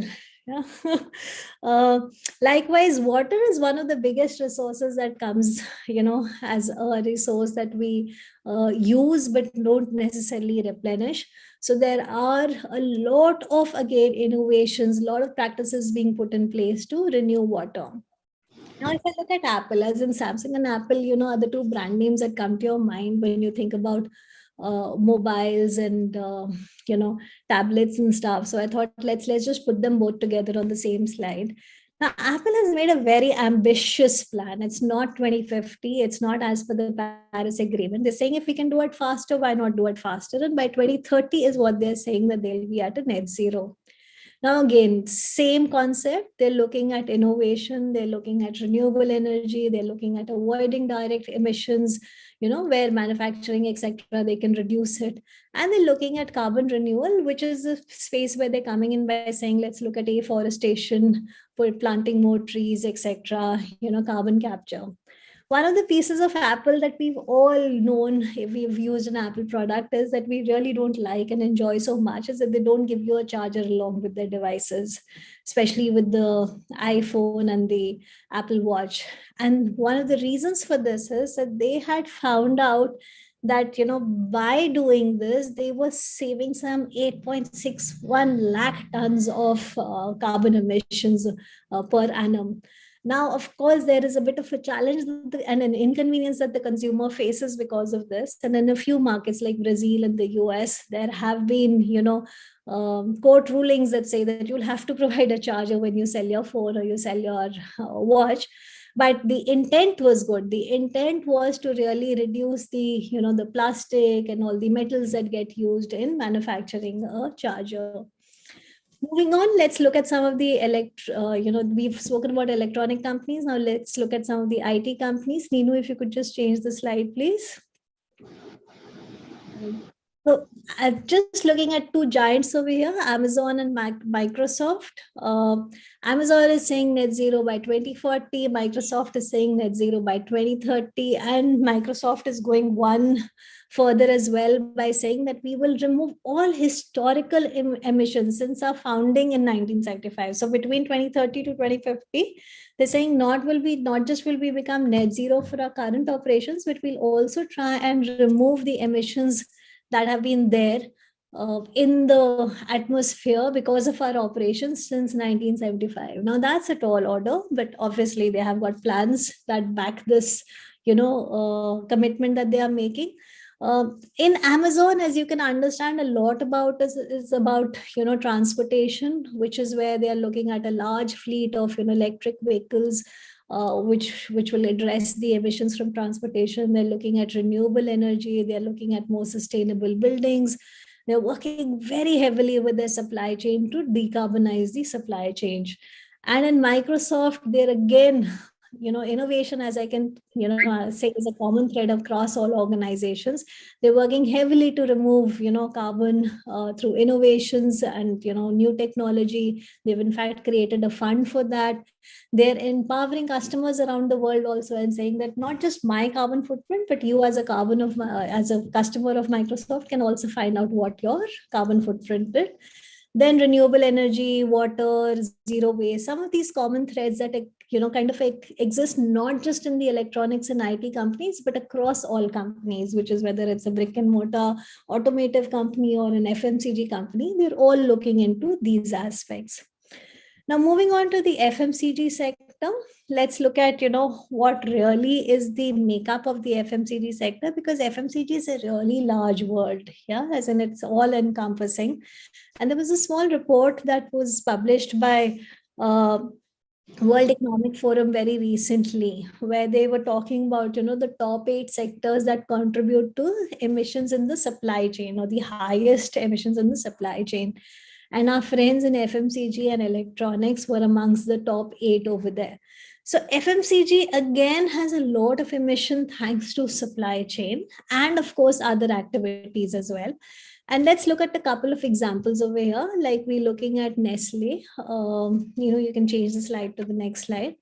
Now Nestle, as you can see, has put it very beautifully. If you look at the graph at the bottom, they're saying that our business will grow from 2018 to 2050. And that's the graph, that dotted line that's going up. But our emissions will go down from 2018 to 2050 and significantly. And they've got a very detailed plan around it. But broadly, if I were to share some of the key initiatives that they're going to take, one is decarbonizing the supply chain. They're working very heavily with the supply chain to understand how can they reduce the carbon emissions of the supply chain. The other is they're also working very heavily in terms of, organic agriculture versus, a lot of chemicals and stuff, and the agriculture of the raw materials that they use in their products. Third is, of course, as I said, it's a common thread across all organizations, especially manufacturing units, is to reduce their dependence on fossil fuel and move on to renewable energy. Then, of course, look at water. How do they become water positive? So these are some of the initiatives that they're taking. But what's nice to note is, and that's something that, is a hallmark of a good plan, is that they have a plan by 2025, and they're saying that by 2025 I would have reduced 20% of my emissions. By 2030 I would have made that 50%, and then of course by 2050 it will be 100%. So you're not waiting till 2049 to really make this count. And that's what's very important in a good plan, that you have milestones in between, and each of those milestones is backed by a action plan that you're going to be taking. Moving on very quickly, I'm mindful of time. Let's look at PNG as an example as well. Again, PNG, like Nestle, has milestones in between. In fact, it had certain milestones that it's already achieved in 2021. Then it's talking about how it's going to accelerate the action, especially around materials and packaging, especially around transportation, by 2030. And packaging is a big one for the FMCG sector. That's something that, gives them a lot of sleepless nights, because they've got to do a lot of innovation and find alternates over there.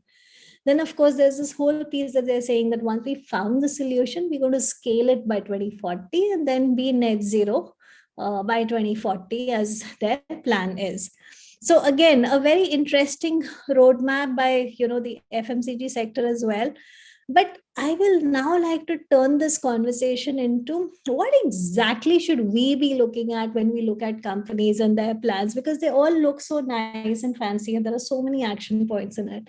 But what would we as an investor, as a consumer, want to be looking at when we look at these plans and say that, is this a good net zero plan or is it not a good net zero plan?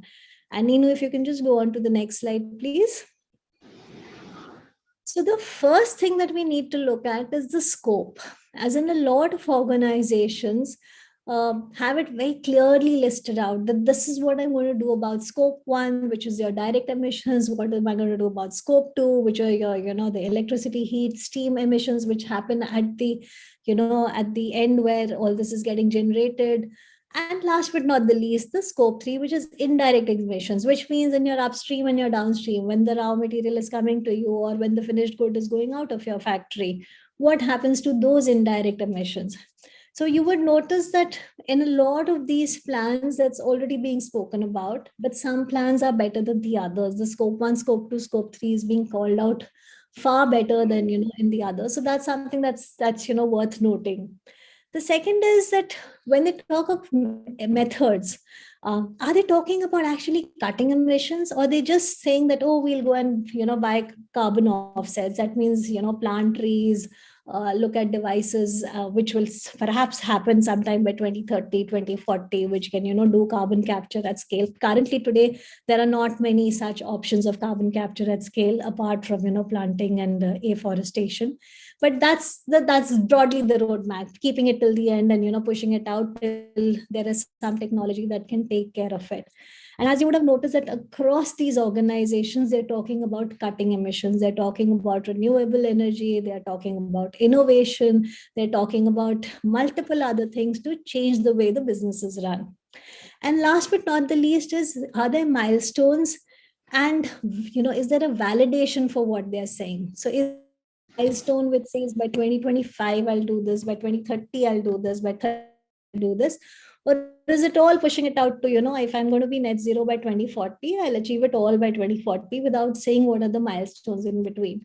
And as we can see, everybody had milestones, everybody had plans around things they'll achieve in the near future, and can actually wet their number. Like, there are agencies today that actually certify that what you're saying is correct or not. So are they really leveraging those agencies and making that happen? I think now I'm going to just wrap up, close out, and then be ready for questions. So the science of a sound net zero strategy is really to look at how can we eliminate through design. Second is how can we reduce through efficiency. The third is how can we substitute through alternatives, where you cannot eliminate, where you cannot reduce, is there substitution possible? And when all three are not possible, how can you compensate? As in, then you look at the option of offsets. The last little one is a little bit of a food for thought for all of you. This was a nice one that I saw on Statista and got me thinking. It was in statistics about UK, not unfortunately nothing available that I could, bring back home about India. But they said that there are these thank you mails that, the people in UK send to something that they've received. And that in itself causes 16,433 tons of carbon a year. And that's equivalent to 81,152 flights to Madrid in a year. So that's a lot. We don't realize, right, when we write that thank you and we think we're being polite, but that's a lot that, in terms of carbon footprint. And of course, there's some maths to this calculation that they have done, which I've stuck at the bottom. Happy to share the link to this, but it's a fun fact. Take it with a pinch of salt. We still need to, validate if it all holds true for everybody. But yes, there is a carbon footprint to all our emails, to all our data that we consume. And for us, there's an opportunity to contribute over there by being sensible about our consumption. I'm now going to request Neenu, if it's okay, we move into the Q&A session. Nimisha, can you take on? So lovely the way you've put it all. The presentation itself is so nice. A lot of questions came in, Nekta. Bharat actually was asking, and he's asked two of them in continuation to when you were going on. He had two questions which popped up. First, he asked us, Bharat Parmar, he asked us, how can we know about the activities which are being planned by the companies you just mentioned in your presentation for the net zero policies that they have? Is there a way we can kind of keep in touch with what the company's policies are, perhaps even beyond the website? He's also of the view that most of these companies which were mentioned in the presentation tend to focus on the environmental part to contribute to ESG and by net zero. But do they have similar plans for social and governance as well? Considering he's picking up on ESG part of it. And so he wanted your views on this, Ekta. Excellent question. So the first question, I hope Bharat got answered for you by my second last slide, which I said, what do you look out for when you look at these companies? Are they addressing all scopes? Are they doing it? What's the method to it? Are they doing it through innovation, actual reduction, or it's all carbon offsets? And last but not the least, is it a milestone-based plan? The second question that you have, which is about, the ESG, the S and the G, unfortunately, because of paucity of time, Bharat, I've been focused on the net zero part of all these organizations. As you would have seen, I said, let's talk about how are they planning to achieve net zero. There's, of course, a whole report that all of them publishes around ESG every year. It's a part of the statutory mandatory reporting in a year that they're supposed to do. So that's something that happens by each one of them at a country level, at a global level. And if you were to just put their names and ask for ESG report on Google, you'll be able to kind of download them and go through them in detail. And each one of them is again going through a journey in it. For example, in terms of the diversity and inclusion in their organization, in terms of risk management, in terms of a whole lot of governance related activities, you'll be able to see it over there. Nice, nicely done, Nikta. And now the trend seems to be catching up of asking one question and then popping the second question while you're answering, So Savita has picked up on that trend and she has asked, hi, Ms. Ekta, I have a doubt, please clear it. Mama, we want to know when will we be ready and research about ESG from various corporates? Why is it that the IT and banking part of it is excluded in the ESG prediction and scoring part of it? And on that view, she's also joined, it's a rejoinder from her, saying, does SEBI also have a track with ESG compliance in India for these corporates? So she's asking you for this. Great question again. So I'll answer the second part, which is about does SEBI have it? You might be aware that we've got this BRSR reporting that has been institutionalized for the top 1,000 companies in India now. Incidentally, this is news that was there earlier before COVID, which I wouldn't be able to say how true or not true, but actually BRSR was not supposed to be the news at that time, or the buzz that was happening in the corporate circles at that time was not just supposed to be limited to the top 1,000 listed companies. It was supposed to be something that would be applicable to all corporates in India. Because as we can understand that as a country, we're supposed to be more sustainable, we're supposed to work towards net zeros, and how can we just achieve it by asking the top 1,000 companies to do it? Everybody's got to play their part. But then came in COVID, and we know the challenges that we faced as a country, as an organization, as a corporate. And that's the reason why it became a little relaxed. But as I said, I can't substantiate. There's no formal notification for this, but this was what was the buzz in the circles at that point of time in the ESG circles. So yeah, everybody is supposed to come under that gamut, but today it is just the top 1,000 companies that are in the gamut of this. And you're getting too popular while you're answering because there are too many questions popping up, Ekta. So Dr. Vanita has said on a lighter note that can you share the link for data on carbon footprint of the WhatsApp good morning messages that we seem to be exchanging in India, if that is possible. Well, that's on the lighter note. But on the other hand, Srikanth actually has asked that if you can put it like in a short way, that on the ESG report, which is coming up, the net zero bill status, is there some viewpoint that you can share?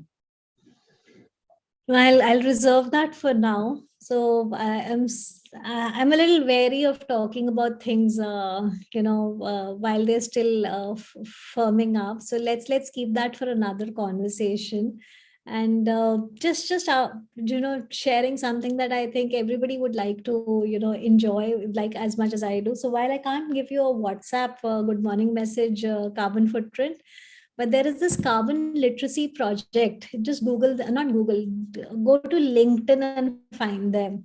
So they keep giving these small little nuggets of the carbon footprint of everything. Recently they've done something around all the Netflix and everything that we watch. What's the carbon footprint of that? It was quite interesting, right? As in, at least when I'm consuming Netflix, that's the last thing that I'm thinking about. But it nudged me into thinking about it. So beautifully said. Thank you so much, Ekta. Thank you. I think for the interest of time, can we move to the virtual presentation time? So thank you, ma'am. And here.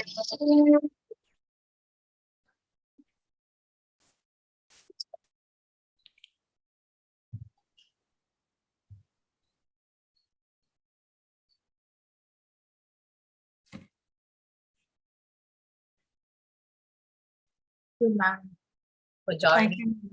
Thank you, Nimisha. Wonderful, facts and figures. Thank you. Thank you. Thank you so much, Ekta. Thank you. Guys, bye everyone. We would now want to welcome our next panelist. Ninu, can I go ahead and welcome our next panelist? Yes, unfortunately, we cannot have that, we cannot take that, paid networking break now because we are on solving 7:30. We will keep it for the last. So, yeah. So, it gives me great privilege and an honor to invite you, Mr. Narendra Tiwari, Senior Manager, EY, expert in ESG, FinTech, and digital transformation. And today, Mr. Narendra is going to talk to us about an important part, which is ESG in banking. A lot of us have been wanting to know about it. Mr. Narendra Tiwari is having more than 13 plus years of extensive experience in green finance, a keyword which we came to know just yesterday by another panelist of ours, Neha Mishra. Narendra had credit underwriting for corporate and SME, drafting credit policy and ESG framework. He has good experience in that. Digital transformation from manual to automated credit decisioning, monitoring collections and recovery. Narendra is excellent with this. He is also a part of the risk management practice and has successfully helped financial institutions transform and digitize E2E credit and lending process. Narendra Tiwari is currently working as Senior Manager at EY Mumbai. He has led multiple engagements related to credit transformation to review lending processes for corporate, SME, agriculture, retail businesses for various banks involving enhancements to processes, procedures, LOS system, rating, and EWS credit monitoring and collection systems. Even if these terms look too new to you because they're finance terms, be absolutely not wary and do not fret because Narendra is here. Welcome, Mr. Narendra Tiwari. I know green finance, a lot of us have questions and many of us do not have any insight about it. We welcome you to come and thwart all of those doubts, and we welcome you to this talk today. Welcome, Mr. Narendra. Sure. Thank you, Nimisha. Thank you for the introduction. And thank you, Ninu, for giving me this opportunity. So before going ahead, I wanted to clear a few things. I'm unable to see my own video. Am I visible or this is because of network? No, sir, we cannot see you. We can only see a black box. Yeah. Oh, so I guess there is some issue with the network, I guess, because maybe multiple videos. Okay. So I can see that, my camera is clearly on. I can use my camera in other forum as well. Though maybe, we have not given any rights to third party, if I'm not wrong, because I'm unable to share my screen as well. No, actually, you are a co-host now. I think you have joined from one device only. Sir. Do you have any other device? No, I've joined one device only. But I have given you, I can see you as a co-host now. I've given you the permission to now I have changed it even to participants. Can you try sharing your screens? Yeah, now I can. So firstly, I really don't know whether I'm visible now also or not, but yeah. So Sir, let me know if my yeah. screen is visible. Yeah, sure. Your screen is visible, sir, but you are not. But I think it's okay. We can hear you well and loud. I'm extremely sorry for the No problem. inconvenience. No problem. Right. So firstly, I'm extremely sorry for the video because I can clearly understand there is some technical glitch from my side. And secondly, rightly pointed out by Nimisha that there are various in terms of understanding also, even before this session, I came across few questions which were with respect to banking sector.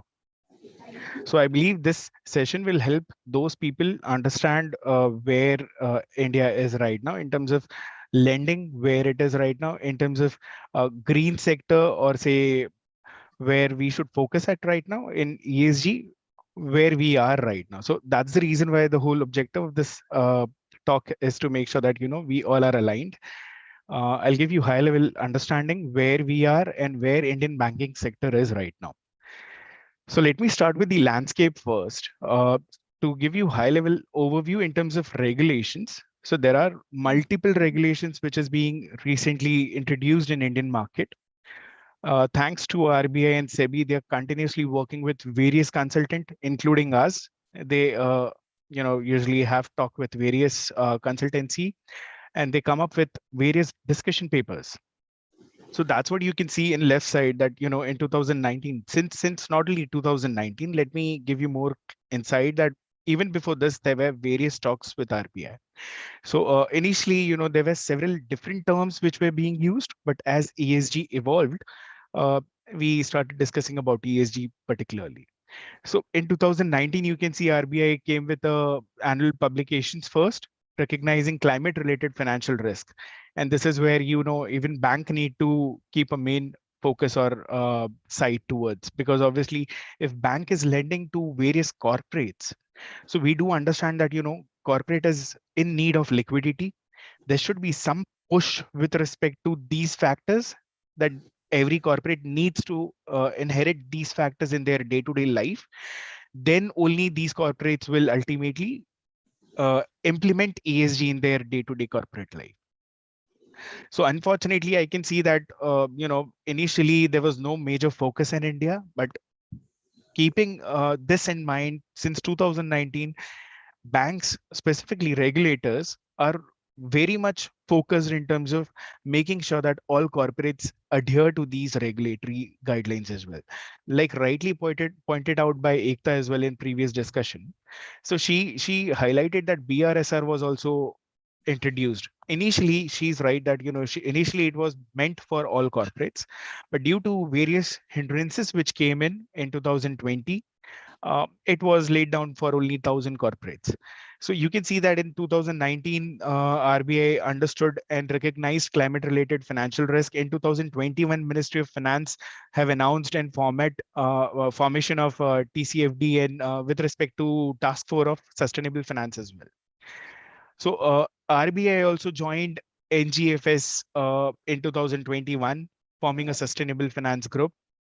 And in terms of banking, I would really like to highlight few banks in India were already part of various groups, which was very much well recognized in international forum, led by Europe. In 2021, SEBI came up with our BRSR guidelines, and even before this session, right 1 week before, RBI came up with several guidelines with respect to green bonds, with respect to various other requirements as well. And SEBI came up with ESG rating requirements. What do we need to do in ESG ratings? And that was a discussion paper, which was recently, if I'm not wrong, 4 days or 3 days back, SEBI came up with a discussion paper. They're asking every consultants what kind of need we need to, what kind of need market has right now, what do we need to adhere, and how do we need to rate corporates, and how we can make sure that all corporates understand criticality of ESG as well. So now what's happening in the bank, because ultimately we do understand bank provides liquidity to corporates. If bank says that you need to adhere these regulations, then obviously it will be a push for various corporates to make sure that they start adhering to these requirements. Like for example, initially there were some pushbacks with respect to bureau score. We do understand that, right? But later on people started accepting, and now we have a bureau score in place for respective people and also corporates.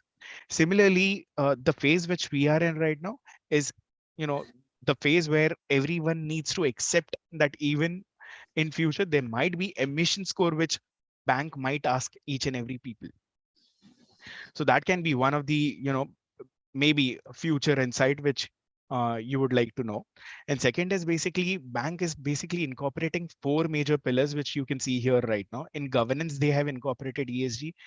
They have integrated ESG in credit underwriting, in their risk management, and also in disclosures. Let me explain you how these 4 pillars are helping bank in understanding ESG in a whole perspective. So right now in governance, if you'll see, bank is trying to create a sector or screening process where they'll lend to only those sector which is green sector, and they'll try to restrict their exposure to non-green sectors. In future, obviously they'll try to restrict more.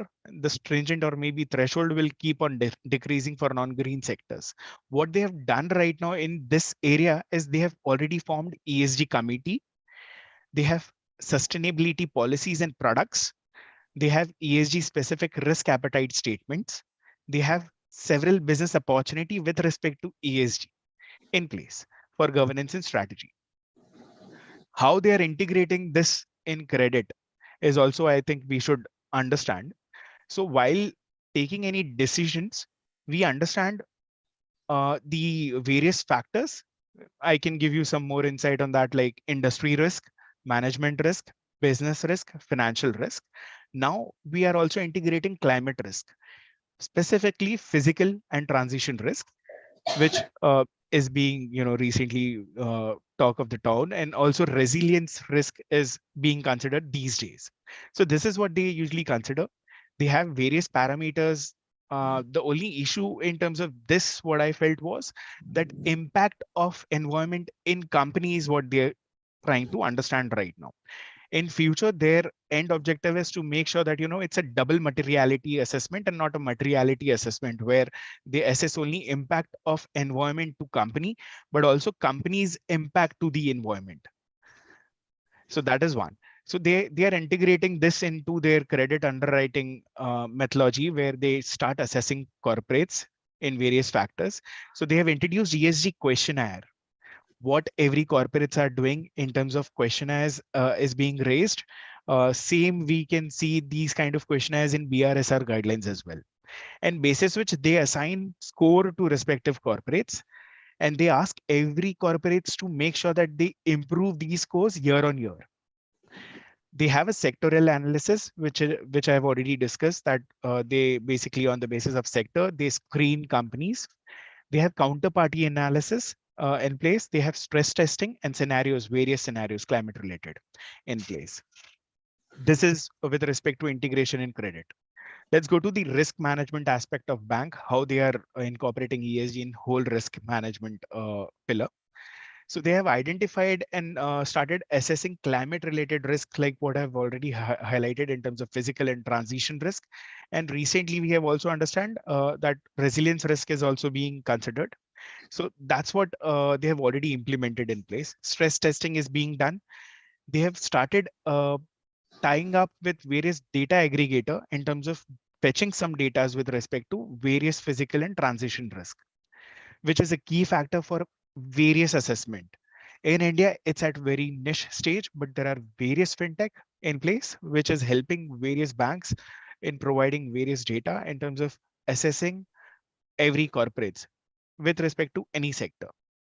So that is being considered right now by every banks in place. And there is linkage to business decision. If in case, there is some critical sector, which let me give you a simple example of any oil and gas related sectors, which obviously require special attention of ESG committee, which needs to approve whether we can go ahead and give any loan to these kind of sectors.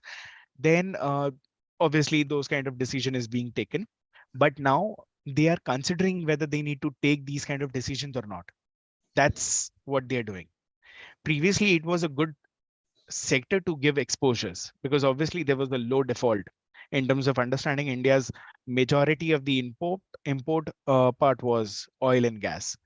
So obviously there was low chances of default, but still now keeping that in mind, people are considering whether they need to go ahead with this sector or not, because that simply shows the level of interest bank is having in this sector now.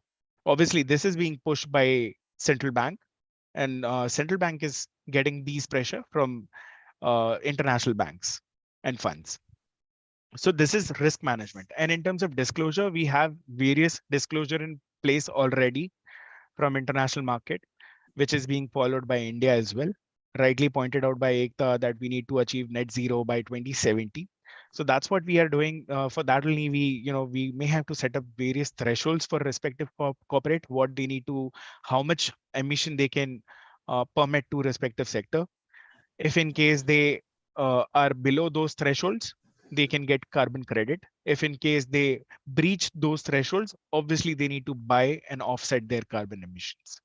So that's what even in disclosure, they need to disclose everything in terms of how much emissions they are emitting. And this is being guided to at least for first 1,000 companies. Hence, you can see various corporates is currently, coming out with their ESG reports, and they're disclosing various financial statement with respect to amount of emissions they are emitting, and they have their own CSR report as well. And that's there are few corporates who have already started reporting to TCFD guidelines as well. So this is ESG landscape in Indian banking sector, giving you a end-to-end credit journey, how it goes through and what kind of climate considerations we are doing right now. Keeping time into perspective as well, let me give you a quick walkthrough in this end-to-end journey. So initial stage, strategy and products. Initially, we were deriving various surrogate products. When I say surrogate products, I mean alternate products, how we can give lending to various borrowers who doesn't have any footprint in the market, who doesn't have any CIBIL scores. So those kind of strategy were being laid down by various consultants, various third market players, and also data aggregators were coming up with various alternate products. Now there are various strategies being placed in market, how we can make sure that there is green lending products which can be introduced in various banks, and ultimately they get various rebates from central bank as well, in terms of you can say that the interest rate which they borrow from the central bank, that is being subsidized these days, if in case their exposure is majorly to green sectors. So that is first, strategy and products, which is being introduced. Speaking about the perspective and origination, here basically climate friendly sectors is being introduced. Like I said, screening is being introduced. We are started to screen various sectors, which is, if in case there is a labor intensive sector, we highlight those sectors, and then we place several uh, guidelines which they need to follow. If they are adhering to those guidelines, then they are screening those companies who are adhering to those guidelines, and basis which they are going ahead and taking those companies only, considering they are adhering to various guidelines. So that is screening, is what they have started introducing climate related factors. Now coming to underwriting and approval. Here, basically, they have introduced various climate related factors. They have introduced ESG score as well as a critical component.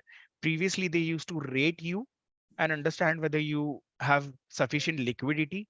But now they also look at the ESG factors these days and understand what is your company's score with respect to ESG factors. That is one. And even in terms of underwriting, they look into transition and physical risk, which they have recently started doing in underwriting itself. Fourth is collateral management and hedging. Here, basically, the various third parties is helping banks in terms of enabling transfer of climate risk. So either they need to take, say, for example, insurance, if in case they are located in those areas, which is flood prone areas, they'll ask those companies to take either third party insurance or various other things which they need to do to mitigate those risks which is there in the companies. Fifth is monitoring and portfolio management, which basically they're doing right now uh, to assess the impact of climate on the probability of default and for stress management. So they have started basically introducing various scenarios in this risk stress assessment as well. Last is default management and reporting and disclosure. Here, basically, they have started assessing the impact of climate in various defaults, which is being done in the past, and also in the future, what will be the impact of these climates in their default portfolios. So that is being considered. And in reporting and disclosure, they have started considering TCFD and BRSR guideline for at least top 1,000 companies. They are doing this right now. And they are also giving this non-mandatory requirement to other corporates as well. This was the end-to-end journey, credit journey. Now, just wanted to highlight one critical factor, that is the data, which is very critical, and everyone knows about this. With respect to data, there is utmost criticality which is being considered not only in Indian market but also in international market. So there are various regulators who have already introduced various guidelines. India is basically currently discussing with various consultants and also various corporates, key corporates, while understanding what all data's availability they can get from corporates itself and what all data can be fetched from alternate data sources. When I say alternate data sources, there are various third-party data aggregator who help banks in getting some data and do the assessment with respect to environment, social, and governance factors. And even investors these days are pushing various banks, NBFCs, fintechs in having a green portfolio. So that's where majorly they're getting various push from various corporates and investors. And in terms of bank, we have mostly understood various CROs are increasing focus on embedding ESG into governance, strategy, and risk management framework. Hence, we have highlighted these 6 areas where CROs are increasing their focus. When I say CRO, it is Chief Risk Officer, the one who basically approves loan for every corporates and also for various MSMEs and mid segment and other sectors as well. So these chief risk officer are basically focusing on governance framework right now for various corporates. They are actively participating in their business strategy as well. They understand what kind of strategy is in place. They're embedding ESG into the credit assessment for banks internal assessment. They are making sure that they have climate related scenarios in stress testing as well. And in terms of disclosures, what they used to disclose previously in their ESG reports and how they can improve those disclosures, whether they were showing only scope 1, scope 2 emissions and not scope 3 emissions, then how they can make sure that they get supply chain emissions of their end-to-end lending and also start providing scope 3 emissions as well. They're trying to improve their disclosure quality. And they are also creating comprehensive ESG data mart, like I have already highlighted in one slide before, so that the accuracy of the reports should be not be a major concern for any banks, because the major concern is data and we get various questions from investors and also various third-party minority investors as well, that this is the area where you need to focus in case you need accurate reports. So this is the major part which I wanted to highlight. And yeah, I'm open for questions. Since camera is not working, so let me share my internal camera, rather than slides now. Yeah. Thank you, Mr. Narendra. This is really nice. At least from the banking point of view, we came to know the chief risk officer is the person to hold on to or to be friends with, because he's the go-to person in a bank. He's focusing on governance and business strategy. So I think it's good to be friends with the CRO in this case. If there's any investment which will come our way as startups or as founders of a smaller company, this might work very well. Narendraji, there's some questions have come in. One of the questions I'll pick up from Prachi. Sure. Prachi wanted to know how NetZero Banking Alliance can help to work on climate change. Can banks manage critical climate risk, especially if you can, the role of RBI in overall progress on risk management and sustainable development? That can give an overview to a lot of our audiences today. Sure. So right now, if I may say, RBI is basically discussing with various consultants. That's what I've highlighted. Unfortunately, I won't be able to highlight key discussions which is being held with various consultants, including us. But what I can say is focus is in right area. And frankly speaking, I feel that we may go ahead with the international market requirements as well, what is being considered. But the only thing what I feel is very critical is net zero requirement is 2070. We are lagging behind with the international market requirements, which is being adhered by 2050. That needs to be very aggressive. Obviously, we can see that this was the first year where even we got some we can say green light from government as well, when we heard about the budget, where they have started allocating funds for net zero as well. So basically, there is push from central government and also the regulators. We can see that clearly. But talking about the net zero alignment to corporates, obviously, internally bank is checking every reports for 1,000 companies right now, even in terms of how they are planning to achieve net zero for their own corporate. Believe me, corporates are running from one door to another door just to make sure that at least initially they start adhering to the offsets. So that is first step which they need to adhere, because currently there was no threshold for corporates, how much they can emit and how much they can either take carbon credit or they can take offsets. They didn't even knew about that.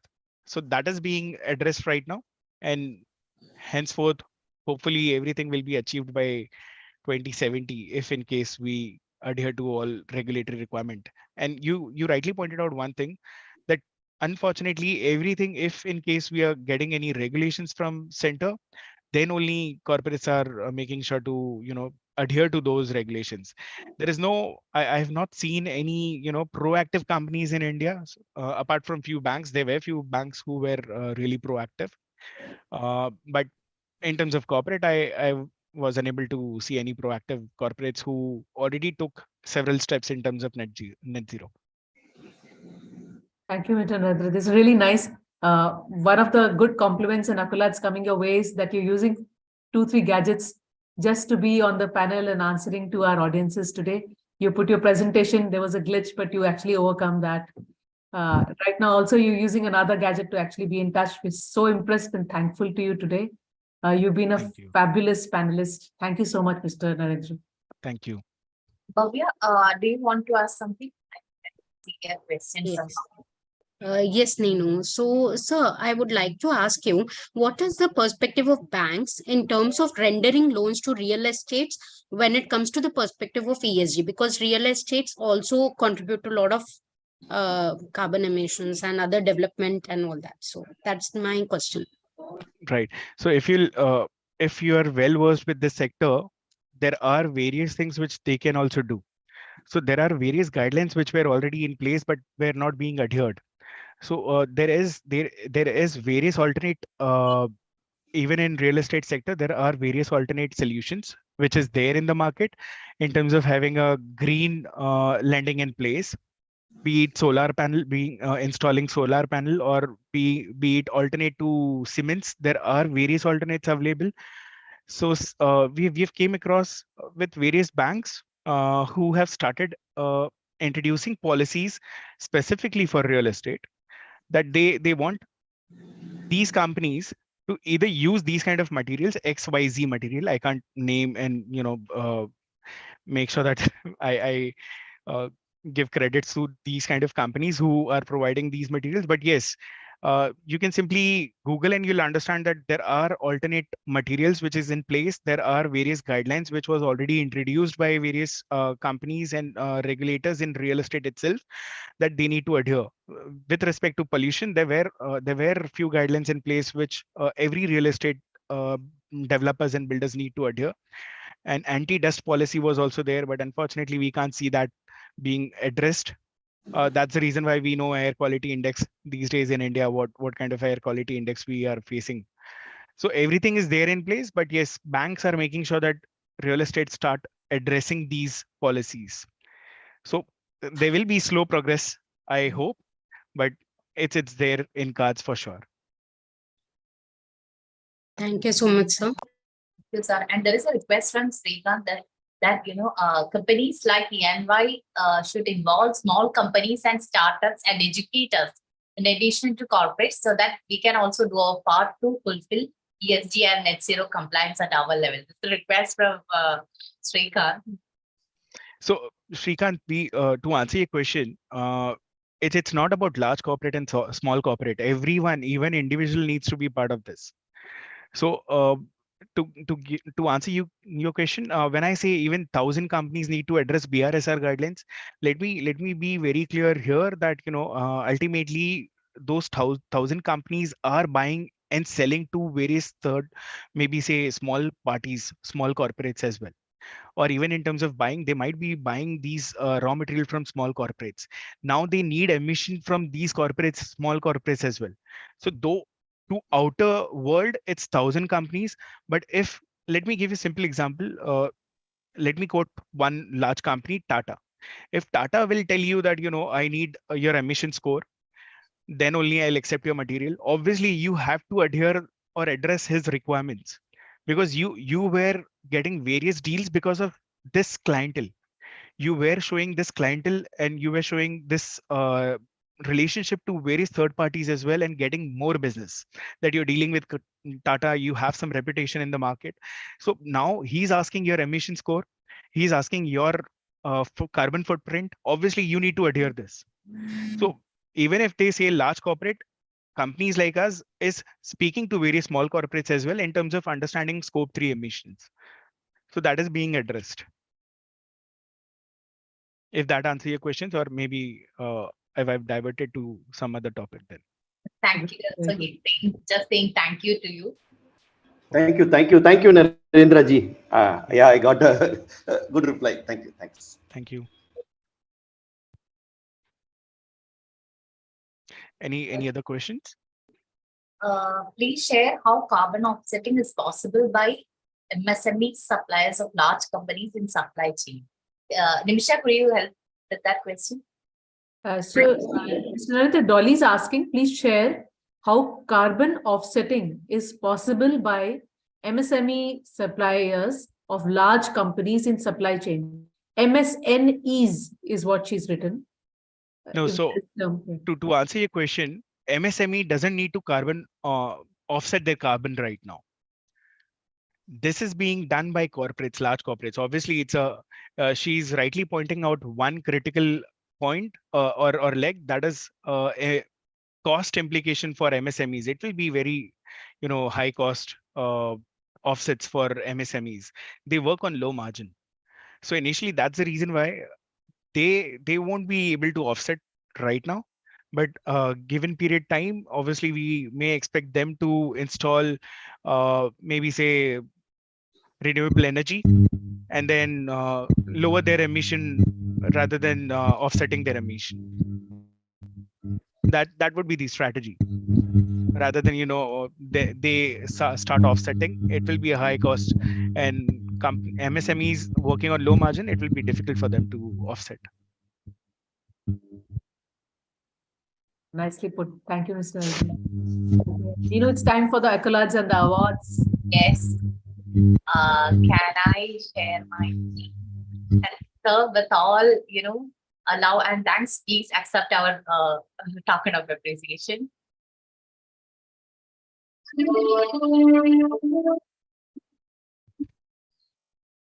Thank you. Thank you, Mithun. It's really, thank you for your time.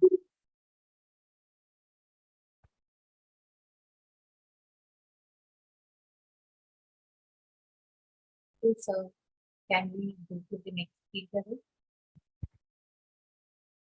This has been such an amazing day. It's actually, we are almost coming to the last panelist, and I am feeling a little bad about and a little emotional about the fact that with the audiences yesterday and today, we were all been together.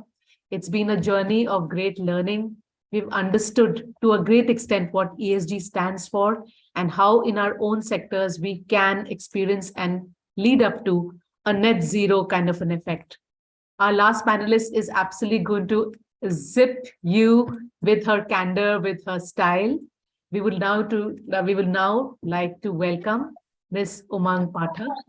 She is going to talk to us about opportunities for startups and social enterprises, including profit and not-for-profit.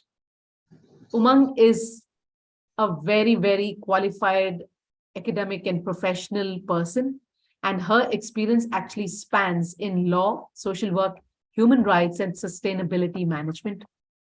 Umang founded ESG Advisory Services, a futuristic, client-centric technology and data-driven firm with collaborations to deliver impact at scale.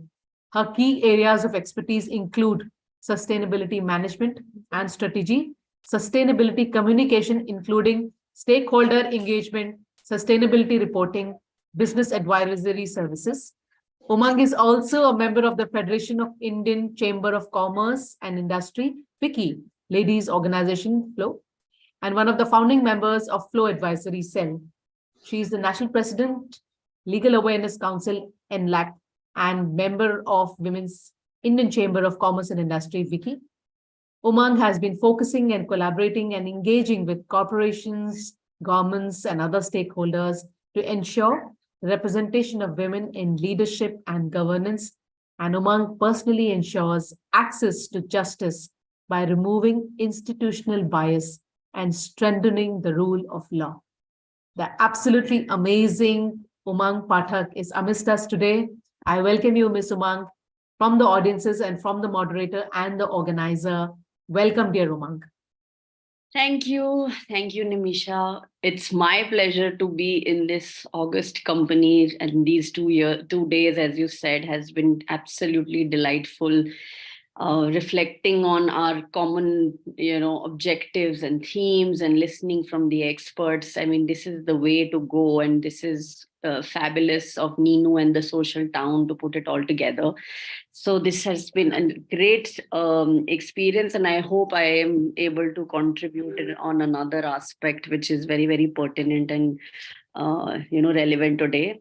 And I know it's a last session and people must be exhausted, so I will try to keep it simple and as engaging as possible. So I hope you can see my screen. Yes, we can see you and we can hear you well. Okay, so let's go. Hanji, so we are talking about opportunities for startups and social enterprises. Let's first, to put things into perspective. It is important to get a little historical connotation because, the space of ESG and net zero is so complicated and so nuanced and very, very overlapping. So there are many macro issues, there are micro issues, and there are various stakeholders, there are various institutions involved. So I'll just try to make a distinction between what governments or nations do, what other stakeholders like private sector and their role. What do we mean by corporate sustainability when we talk about bigger organization, and what it means in sense of opportunities for startups and social enterprises. So in historical context, if the businesses started with this whole economic theory of shareholder capitalism, that the purpose of business is to maximize wealth for its shareholders. And over the years, with industrial revolution and the consequences of it in terms of labor, environment, and the impact on the planet, various efforts were made, like International Labor Organization, United Nations Human Rights Conventions, World Economic Forum, OECD, and so on and so forth. But these efforts were in silos, and they were at the global institutional level. At the turn of the century, then, the holistic perspective was taken in terms of the Millennium Development Goals, that, it's not isolated issues that need to be dealt with. And if we want to remain sustainable in terms of sustainable planet, sustainable world, sustainable businesses, sustainable economies, we have to address all this holistically. And a lot of other institutions came up, social stock exchanges, business human rights. Sustainable development goals is what we all understand now, and how the world is making its own individual and collective efforts to get there, and which brought us to Paris Agreement. I want to touch upon that because there is a commitment of finance under that the developed nations, which had centuries where they were ahead of us in terms of industrial revolution, has made commitments under this agreement to share, to help with finance to emerging economies and developing nations who do not have access to so much finance to address sustainability issues. Conceptually, again, sustainability, ESG, it first started as an investment term, where the institutional investment community started considering ESG issues when they started investing in companies.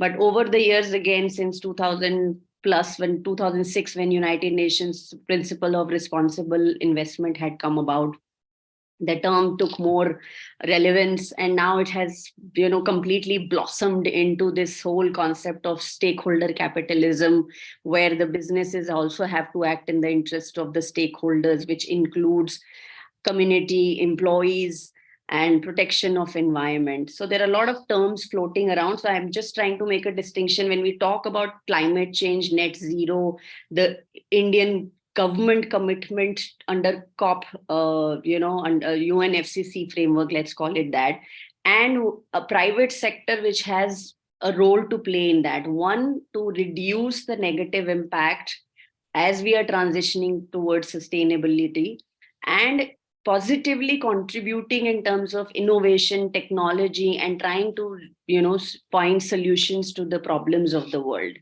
So in moving forward, this is to lay down the context. And this is just an image to share that what is the impact businesses have on the planet. I mean, if you were to treat businesses and governments as revenue making entities, you will see that even many companies are above India, for that matter. Apple, ExxonMobil, these are the companies which have large number of employees. They generate more revenues, they have impact globally. So in that context, we will now focus more on corporate sustainability. And that's how the term ESG was devised. That, it's an acronym for E, S, and G. And I'm sure in these 2 days, we have understood that there are so many other sub-concepts under it. Some are focusing on transitioning business models, to finding, changing practices, to changing operations, to supply chain and value chain impact. So this is going on at holistic level. So coming to now finance part of, all that we are saying, all this needs funding, all this transition, all these new solutions, they are not going to come out of, isolation. So somewhere somebody has to put money. Just to give a context of the numbers involved. So if we are to achieve net zero by 2050 and sustainable development goals by 2030, the numbers revolve around 5 to 7 trillion per year. This is actually per year number to achieve sustainable development goals, out of which 2.5 trillion has to be only invested in the emerging market. India alone requires 2.564 trillion of dollars by 2030 for this transition or achieving the sustainable development goals. 1.12 trillions for potential investment opportunities. So when we say finance, it is creating value. It's not charity, it's not philanthropy. It is investments in like climate positive technologies or achieving other social and governance goals.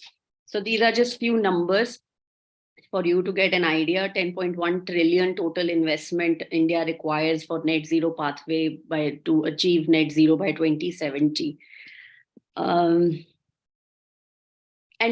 why net zero in Indian context? And India today is the third largest economy. We have 1/6 of the world's population. So what India does is something that is going to impact the world, which is why India and India's green growth story is important, and that's how each one of us have contribution to make. India is rated to be climate change performance index to be the best among the G20 countries. So it's the only G20 country which is in the top 10. If you have seen the latest Indian budget or our low carbon development strategy, it is very clear. We have clear policies. We are amending our legislative framework constantly. There are new things that are coming up, from refurbishment to scrappage to circular economy to incentivizing startups to focus on climate solutions, climate services. The main pillars, as you know, energy, we just heard from the speaker earlier today, energy, fuel, biofuels, EVs, wetlands, mangrove plantation, all these carbon sequestration projects. So the vision is very clear. And now what we need is finance. Again, in startups and social enterprises, figures are really, really amazing. As I said, 1.4 billion population is in India. We are the youngest in the world. Average age is 29 years. 1 billion people in our country are under 35 years. So these are the people who are, lifting the burden. They are either applying their skills or knowledge or finding solutions. Similarly, the FDI numbers are amazing, and there's $532 billion that have come in only last 90 months. India has one of the largest venture capital and private equity ecosystem. As I said, government policies with Atmanirbharta Bharat, Startup Mission, Skill India, Invest India. There is this whole energy you can feel, from all stakeholders which are playing their role. And in private finance, if you have noticed, there are so many incubators, accelerators, there are investment, there are new funds, there are angel investors, there is so much of that capital which is actually seeking to find either sustainable companies or helping them become sustainable, or the new startups and social enterprises, which by their very inception are looking as being sustainable and finding solutions to make the world sustainable. And the most amazing part is on the technology and innovation. I mean, today we have agro-tech, clean tech, fintechs on its own, which are trying to get finance accessible to startups and MSMEs and social enterprises. When we say climate finance, green finance, I just want to touch upon what these concepts are. And somebody asked the question earlier, most of the climate change net zero conversation restricts itself to environment, and what about other aspects of sustainability, especially social, community, impact on the planet. When we say there is a lot more besides environment impact. So this is what we say. We call it sustainable finance, which is actually the more appropriate term when we want to touch upon, the whole framework of ESG and that impact. These are few financing models which have evolved in last few years. So starting from pure financial investment as it used to happen earlier with little or no regard for ESG impact. Then ESG risk management, as we were discussing, that part of a investment strategy started taking shape over some years. So some kind of negative screenings happened. Funds stopped investing in tobacco, alcohol, weapons, gambling. Globally, if you see, for example, European Investment Bank has completely stopped funding fossil fuel companies. If you look at these Nordic countries, their main pension funds, the complete instruction is to not invest in any of these non-performing on ESG parameter companies. There are new sort of investors are being created whose very purpose is to ensure, for example, clean technology access to the farthest mile in a developing country or in an underdeveloped country. So that evolution has been happening. The other bit is on sustainable impact investing. So you factor these kind of course investment strategies as well as impact. So whether it has a impact on reducing carbon footprint or increasing water tables to creating livelihoods. So these sort of impact also started factoring in. Now we have come to a point where we have pure impact funds or impact first sort of investing. And then there are other kind of institutions which have come up and are evolving further, which are called patient capital generally. That means that when you are trying to, for example, find a solution or you're trying to find a technology solution, then there is a gap for the research part. And who funds that research, which may or may not result into a solution. So these sort of funding options have also started evolving. We'll just touch upon it in our few slides. I just want to share some numbers. So there's already beyond $100 trillion under asset under management in sustainable investing. These are all those investors who have signed up for United Nations Principles of Responsible Investment. You will find many Indian funds who have subscribed to it.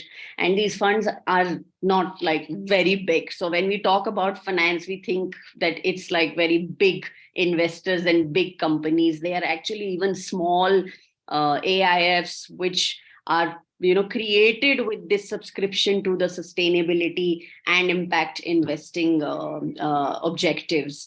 So you'll be very happy to see many Indian names there.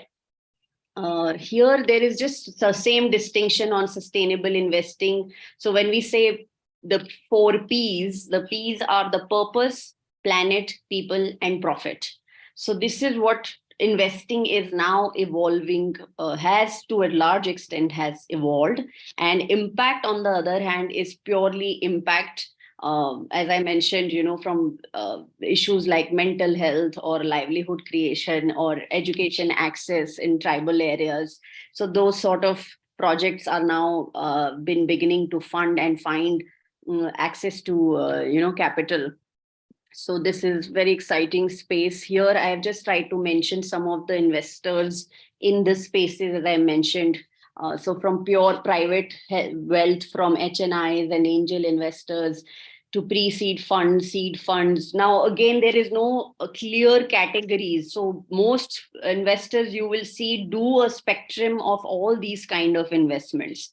So they are also, wagering and leveraging their capital in parts, some percentage with ESG investing, sustainable investing, and some percentage with impact investing.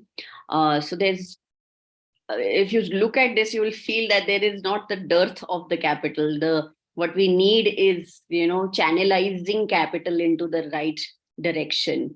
And these are few examples of when we say. So you will come across this term blended finance, which has started coming up.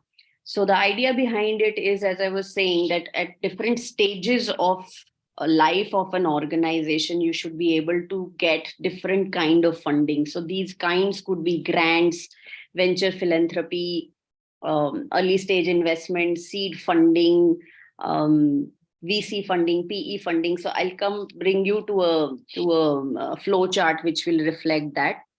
This is to give you a sense of what kind of funding options are now available in the space. So there are government funds which are focusing on startups and social enterprises.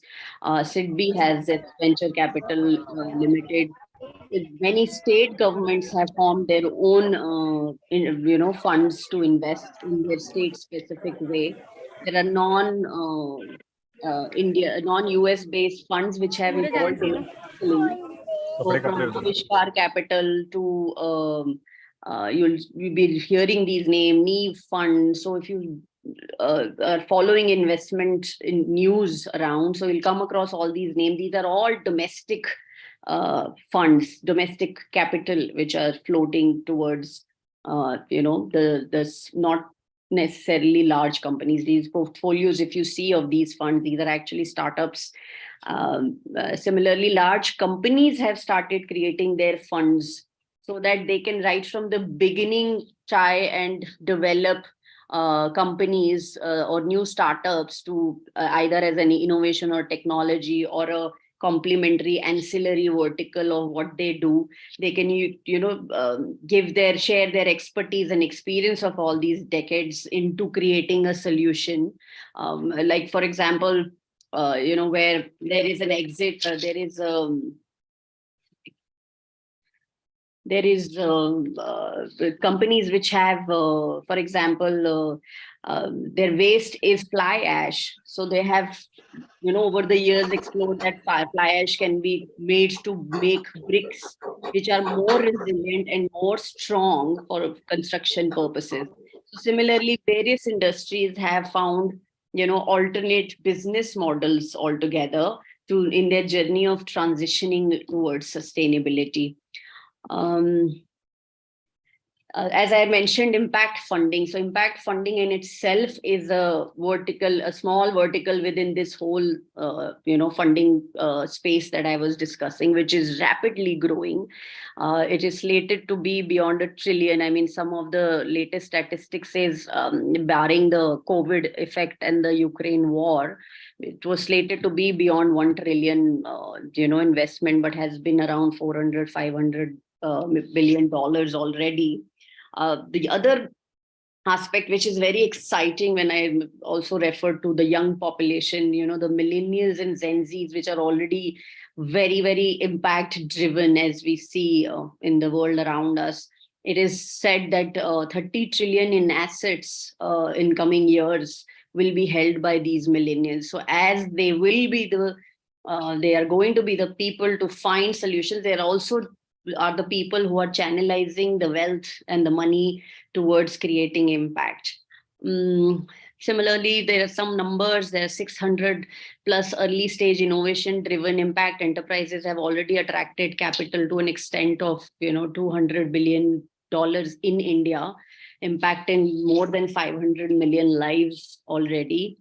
And this is only growing. I mean, it's just the start.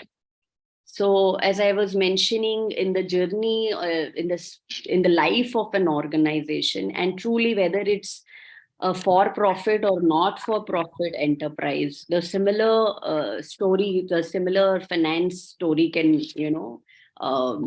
be there. So right from ideation stage, you can either go to a government or a private sector incubator, or you can firstly, of course, all those other options of normal businesses are there. You are bootstrapped, or you'll go for a crowdfunding. You have government grants or grants from these private foundations like Rockefeller. I mean, these multilateral, bilateral foundations are anyways there, but there are a lot of Indian foundations, domestic money. So there is another thing called family-owned businesses, which are the big corporations which create their own foundations on the side to actually invest in impact organizations. So at this first stage, you can leverage this kind of investment. Early stage, usually, you can self-fund or friends and family, again, incubators, accelerators. There are angel investor network at, country level, at state level, even global level. So as we are part of one globe, you are able to raise funding even from, out sources, because the platforms are global in that sense. Similarly, mid-stage, growth stage companies, this is the stage where normally a private equity or a venture capital fund walks in. But before that, you have, enough finance channels to explore. And this is, as I said, it's only a start, and a lot of other things are already happening. In the debt space, you have green bonds, ocean bonds. So this is not only the big companies which can leverage, it can be a very specific project based funding, like, removing plastic from oceans. So you can raise a debt capital.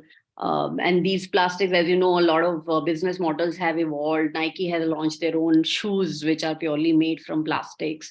There are plastic products. There is a repurposing of plastic that is happening. That's just one example around plastic. So there are a lot of other alternate solutions, and constantly there is research and innovation going on to, like waste management. Waste has become a new so you see a lot of these waste management companies coming up. There are foundations. Where I stay, and there are a lot of startups. So like Scrap Uncle, you can just simply make a call or make a booking on an app, and these people come to pick up your waste. And actually, in where I stay, there is a price list set by the government. So if you're giving any kind of e-waste, for example, then there is a price that you are paid some amount of money, which is not very much, but there is, even a monetary incentive in giving your waste for recycling and, keeping it out of the landfills. So yeah, I mean, there are India carbon market we have discussed. It is evolving. Globally, already there is a lot of space, a lot of progress that has happened in carbon market. There are voluntary markets, there are compliance markets in many jurisdictions. For example, London Stock Exchange has launched its own vertical of carbon market last year, where you can actually raise funds to fund a project, for example, a carbon sequestration project in India or Vietnam or anywhere. Which could be as simple as planting trees or, mangrove plantation. And the credits that you earn from there can either be paid as dividend to shareholders, or these can be traded in the global market. So there's lot of momentum around carbon market. India is setting up its own market. So that is a separate development which is happening. And a lot of startups are already in this space. So their way, for example, crypto exists without any regulatory ratification. So now there are carbon exchanges that has started coming up. So following any kind of progressive voluntary market like a Vera or a gold standard, you can get your project verified, can get your credits, and those credits can then be traded on a carbon stock exchange, which is then set up by, a startup. So, these sort of things are happening. Innovation and technology is happening with blockchain, for example. So you can see actually that where the carbon credit had come, who had first bought it, how did it move forward. So that is happening, which can help a lot of, startups to look at their business models or solutions. India is also setting up a social stock exchange. It has already been notified. So here both for-profit and not-for-profit social enterprises will be able to list like normal, how stock exchange listings happens through IPOs for other companies. You would be able to raise public funds. And this is the whole point of focusing on startups and social enterprises, because, all these purpose-driven companies which are trying to, create a positive impact should be able to scale up. The simple solution to that is, in a way, corporatization with the positive aspects of it. All you will need to do is report what you're doing. There will be proper measurement of the impact you're creating, how your practices are sustainable. The same way it applies to all sizes of companies. So the same way social stock exchange will help smaller organizations to raise public funds. As I said, there are a lot of other sources, like 10,000 crores of fund is created by SIDBI. 10% of that is set aside for women entrepreneurs. There are so many other private, NASCOM incubators, which also have collaborations with institutional investors. So right from your ideation stage, they help you scale up with each stage. So, I mean, they're unlimited. I mean, I can go on and give you examples as well, but I think I'll wind up so that we can do some discussion. We're already close to the time. So these are few examples, as I said. You must have heard about Fool as an organization. It's a for-profit social enterprise. What they do is that they reuse the temple waste. It started from there. All these flowers and at temples, which would only go into the rivers. These are now collected with technology. These are repurposed to create incense sticks. This is how initially they started. So they created self-help groups of women who would make these sticks. And now they have even come up with, with innovation. They have come up with a flower-based leather to, as a alternate to animal leather. Similarly, Baba Job is a Bangalore-based tech startup. They do try to connect people who need, people from informal sector like drivers and maids. So easily, connecting, creating employment and livelihoods. There are unlimited, actually, case studies, award-winning startups and social enterprises, from sustainable food to sustainable fashion to agro to waste management. I mean, there's so much happening today. And if you were ever to get an opportunity to go any of these university incubators, you will see even the students in college with brilliant ideas around, how to address sustainability issue. So this is, I think, where I'll stop. This is what we do. So let me just close this and we can then talk, I hope. Thank you, Umang. Really nicely done. I love the examples, especially. Most of there are so beautiful examples available in the world, actually. Yeah. Really nicely done, Umang. Thank you so much. Thank you so much for closing the panelist session with such relevant information, new information to some extent, and the startups which you chose, or the foundations and organizations whose names you have taken, are really path leaders in a way. It's interesting for people, especially in the audiences who are not from India, who are from outside, and it will help them to look up to see what is India's growth story. I picked up that keyword from your speech, which you were positive about the fact that India's green growth story is happening. It is evolving. It is progressing very well. So I'm really thankful to you, Umang, for this. Thank you. We have a lot of accolades and good wishes coming your way from the audiences, where people are taking onus by saying, this is our panel, this is our talk series. And that's only possible when a panelist herself is so involved in the way she's talking. So thank you so much, Umang. Yeah, and there's a question from Prachi. How can we help, support, encourage women startups through our channels?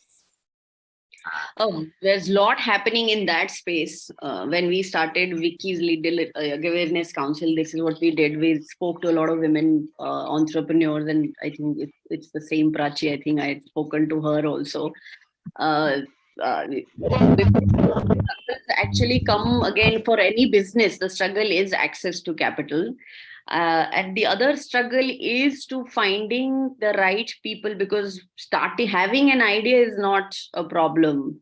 Executing it and bringing it alive to become a company or a product and service is the issue. So there's a lot of other mentoring that people need. So thankfully, from finance, for example, Lakshmi Capital, She Capital, you know, a lot of insurance, access to loans, debts, those kind of platforms, to mentoring platforms, which are not just accessible to women that are already there, and especially for women also, there are a lot of platforms which have come. There is a preferential treatment, as I said, in some ways, where you know, women as founders or co-founders, they get in a separate kitty, which is sort of created, as I mentioned, SIDBI's, you know, Udyam Sakhi portal, for example. There are a lot of other private sector incubators, accelerators like Incubate. They focus on women-founded businesses. So it's there, but yeah, I mean, the issue is there's a lot of research and a lot of effort is required to get into these spaces. So yeah, I hope that answers your question. This is really lovely. Thank you. Thank you, Umang. Neenu, would you like to present the token of admiration, because Umang has been with us from day one, and not just the day one, even before that. Even before. She was the first one who responded, you know, very positively for the talk series. And when, you know, Eric suddenly, you know, told about his, you know, travel plans, change travel plan, I had to find someone. So I was going through all the speakers, and I had to find, you know, whose profile is, you know, most suitable for a conversation with him. So I, you know, in very short notice, she prepared everything, and she told me that, Neenu, don't worry, let's start it, let's do it together. And even, you know, my privilege, I mean, to get to talk to him on, you know, these themes, and it was lovely experience. He was very, very sweet and accessible, and such knowledgeable person. It was really, thanks for the opportunity, rather, I should say. It's not the only one speaker who has attended, you know, all the sessions, you know, and discussions. Grateful to you. No, really grateful to you, Umang. Thank you. It's all collective learning, you know, to be able to apply someone else's experience and knowledge. And this is what I think sustainability is about, doing it together for our own, you know, collective good, shared value creation, as we call it. I see it as a very distinctive leadership quality. Really, thank you. Thank you, Umang. I present this moment now. You're already part of the team now. So it's very good. Okay, with much love and thanks, I'm presenting this to Umang.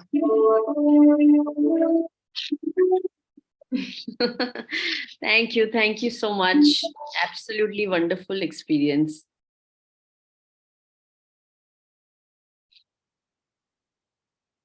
Hope we engage soon and we schedule more such conversations, as the space is like at such high speed, you know, changes are happening, things are happening. So definitely. Thank you so much. Thank you so much.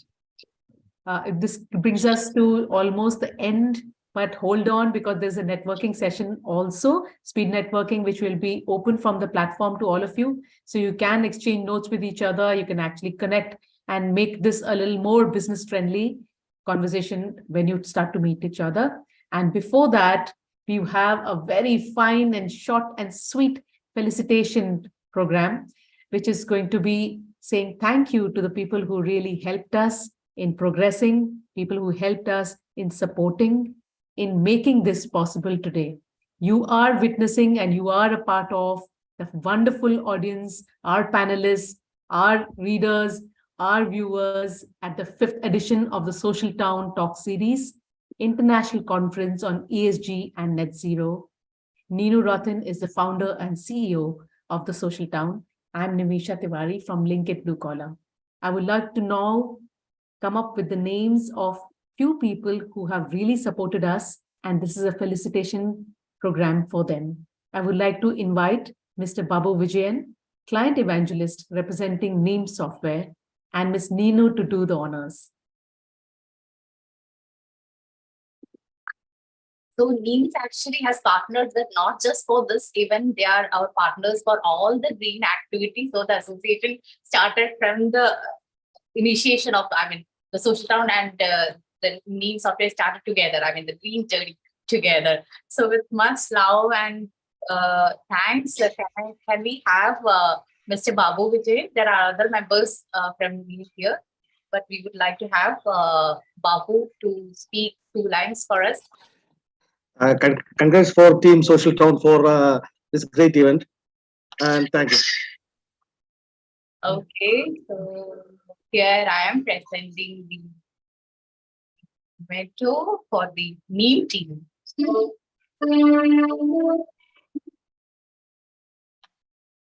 Thank you. Thank you all.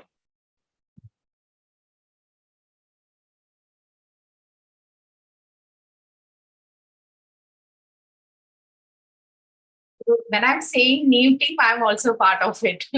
So all part of their, all the social responsibility project, we are also part of it. We have Mr. Vinod here, Mr. Rao here from the Neem team. A big hello and thanks from all the Social Town members and the participants for making it happen. Thank you so much. I would like to now invite Mr. Tony Joseph, representing Heal Life.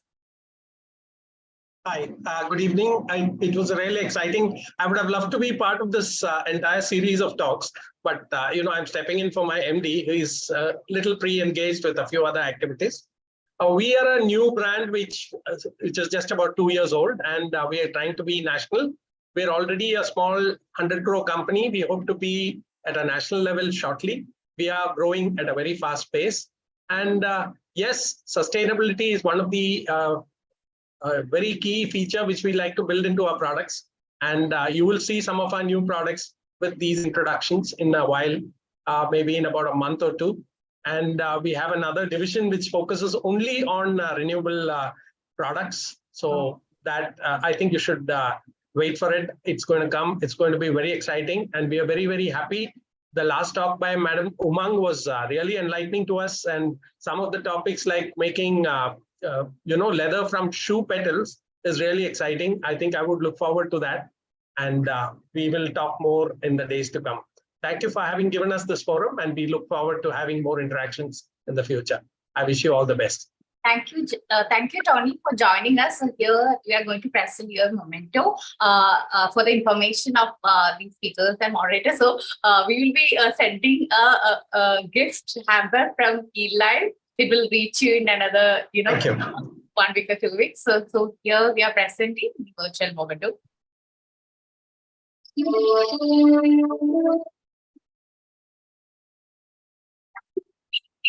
For supporting us.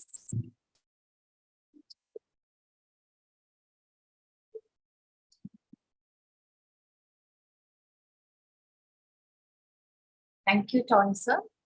Thank you. Thank you, Tony, sir.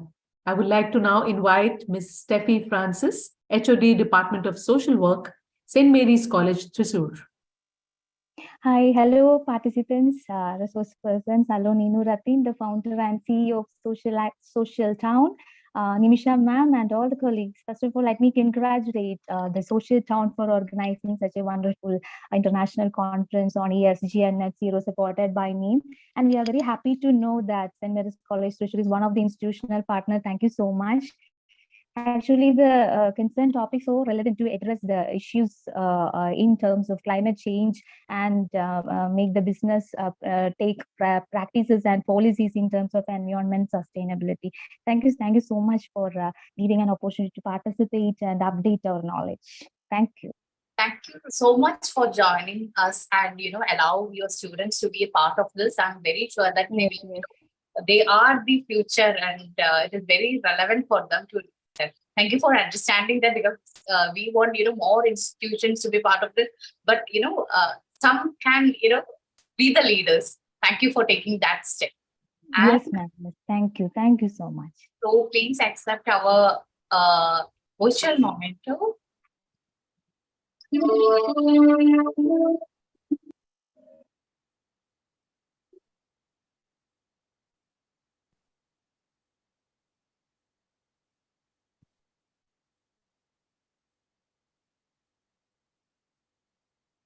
Thank you so much for the virtual memento, and we are so honored. And once again, thank you so much for your great support and encouragement. Bye. Thank you, Stephanie ma'am. I would like to invite Ms. Afsana Jamal, Research Scholar, Department of Social Work, Rajgiri College of Social Sciences. So, a warm evening to all the panelists, participants, and the organizers. So, we, Rajgiri College of Social Sciences, consider it as a compliment to team up with the fifth edition of the Social Town Talk series. So, and I'm very confident that the majority of the participants have already experienced and appreciated how this conference has turned out to be, right? So, this conference have made, I believe this conference have made up a great level of difference by choosing the right topic at the right time. So this ESG and NetZero is very significant now, right? And the last 2 days were filled with so much of new information and has become the food for thought now. And when we just brainstorm about what had happened in these 2 days, we could see that there were discussions on climate change and how how our country can lead on climate change issues, and how this ESGs and the net zero commitments of different stakeholders will all these things were very much covered in this conference. So, and I believe it should be very much mentioned that and especially appreciated about the selection of the panelists. They were highly informative, and they were open for discussions. So each and every example they have quoted was really interesting, and that made a hook on our minds. So it was really good. And I think we should also appreciate the participants. We had a vibrant set of participants who were actively involved in these conference. So, and when we think about these online conferences, we couldn't find too much of participants actively involving, and even this time from 5 till 9, most of the participants are really involving, and that makes this conference unique. That means that the selection was really good. And so on behalf of Rajgiri College of Social Sciences, I congratulate all the organizers of this conference. And once again, on behalf of Rajgiri College of Social Sciences, shares our happiness to be part of this conference, to get partnered with this conference. So thank you. And looking forward for more fruitful conversations and engagements. Representing the institution, so can you please accept our token of appreciation? Yeah.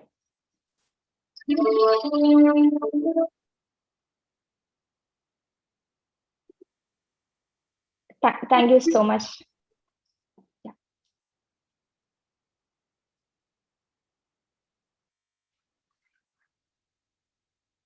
Thank you, Afsana ma'am.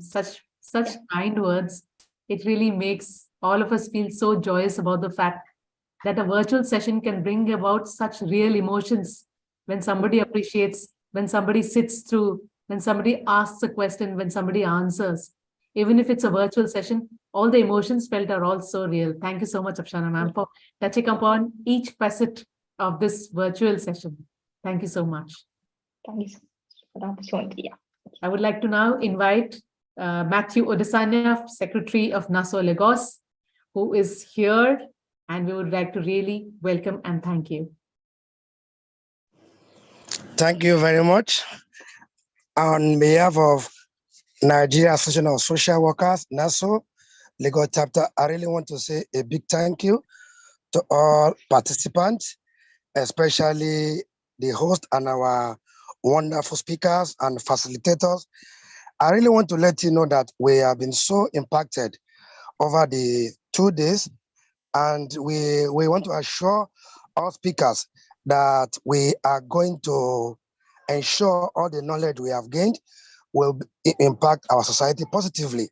In fact, we will have been more than this, as we are aware, if you wish to know, we are having our general election in Nigeria, and everybody is eagerly waiting the result. So like more than this. But however, for these 2 days have been very, very impactful. We are looking forward to having the 6th series. And once again, I say thank you to all our facilitators, our speakers, our sponsors, and the rest. Thank you very much. Thank you, Matthew, for the information of other participants. Matthew is representing NASO. NASO is the Nigerian Association of Social Workers. It's an executive body of all the social workers in Nigeria. So Matthew is representing the NASO Lagos chapter. We have many members joined from NASO, and we have very active members like Adbaba Olivisi.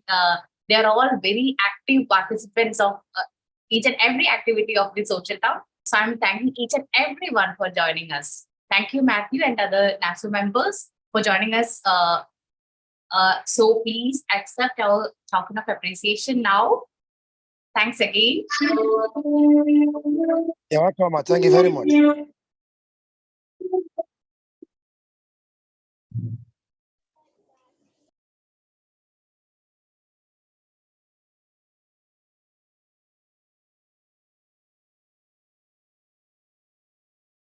We have other ecosystem partners as Head Start Kerala and Gitex Impact, but unfortunately, their representatives couldn't join us today. So we are moving to the last part of facilitating our partners, speakers, and moderators. So last but not least, I'm going to give a virtual memento to our wonderful moderator, Nimisha. How can I say thank you to Nimisha? You were with me throughout the event from 5 o'clock to 9 o'clock both days, and even before that, we were discussing about the pattern of the program and what to do and all. Thank you so much for making my life easy. There were other team members also working. My team members were working behind this. I'm going to share their names after this. But without your support, I could have. No, I don't know. Thank you so much from the bottom of my heart, and give me a moment to share appreciation for you.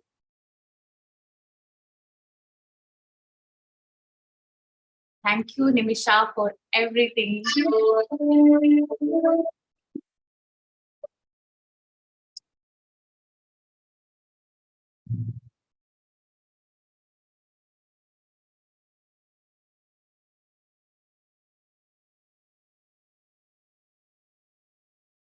Thank you for trusting me, dear Neeta. Amazing platform, really. Thank you so much. And so we had a wonderful, very active participants here. I'm thanking each and every one of you. And I should, mention some names because without them, it would have not been possible. I would like to mention Nimisha Sachi, Roshan Thomas, and Anurag, Harida. So they were working with me to making this happen. Thank you, Nimita, Roshan, Anurag, Harida, and extended team members, Vignesh, Sachin Joseph. Thanks to everyone who have helped me to put this together. If you have any comments, thoughts, or insights, please do share with us so we have some time before we close. So please switch on your mic and camera. We can see you, hear you. We would like to hear your feedbacks, comments, suggestions to improve this, on topics we could discuss. Thank you, Shay. Thank you, Vedamata. Thank you, Sachi. Thank you, Kabir. Thank you, Baba Tunte. Thank you, Dr. John Sirkar. Thank you, Prachi. Thank you. It's a great program. We've learned a lot. We appreciate you and the team. And I'm sure you can be rest assured, like the Nigerian representative of NASO had spoken, the lessons, the learning points, we'll take it back to our different organizations, we'll take it back to the association and begin to replicate the template. So what we would appreciate is the materials, the presentations. If we can have them like we've promised, we'll be glad. And we'll look forward to more interactions in the days ahead. Thank you. Thank you. You've done excellently well. So the success of any program is not just the speakers or moderators, but it's like when we talked about the impact of social project, we talked about multi-stakeholder approach. This I would like to put it the same way. It is the effort of everyone. Thank you so much, Baba, for your kind words. And Prachi, yes, I have received your email, and we will connect with you soon. Okay, yeah. Thank you so much. God bless you. Thank you. So, Rahul, are you here? Rahul was supposed to join us yesterday, but he is a very, very busy person. No, I was not busy. I was admitted in the hospital with 1 or 2 degrees, so that I could not join Nimisha. I was supposed to co-moderate with you this program to make this ESG and NetZero a grand success. But wonderful work, Neenu and Nimisha, as always. You guys put together a wonderful show. But before we close, I have got 2 quick questions. So anybody answers these 2 quick questions, they're going to get. But as a punishment, you have to spare another 30 minutes to engage this participants and help them with speed networking. That's punishment for you. Definitely, I'm going to give them my first question. So be ready. Whoever answers this first, they are going to get a gift hamper, of course, from Mars. My first question: who is the first one to land on Mars? Yeah, same question. Who is the first one to land on Mars?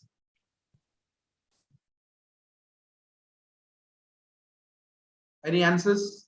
Any quick guesses? Neil Armstrong. Hello. Achi? So Neil Armstrong? Yes. That was absolutely wrong. Neil Armstrong was not the first one to land on Mars. Then who landed first on Moon? Come on, Prachi. Who is the first one to land on Mars? Srikanth is smiling. I think he's searching Google.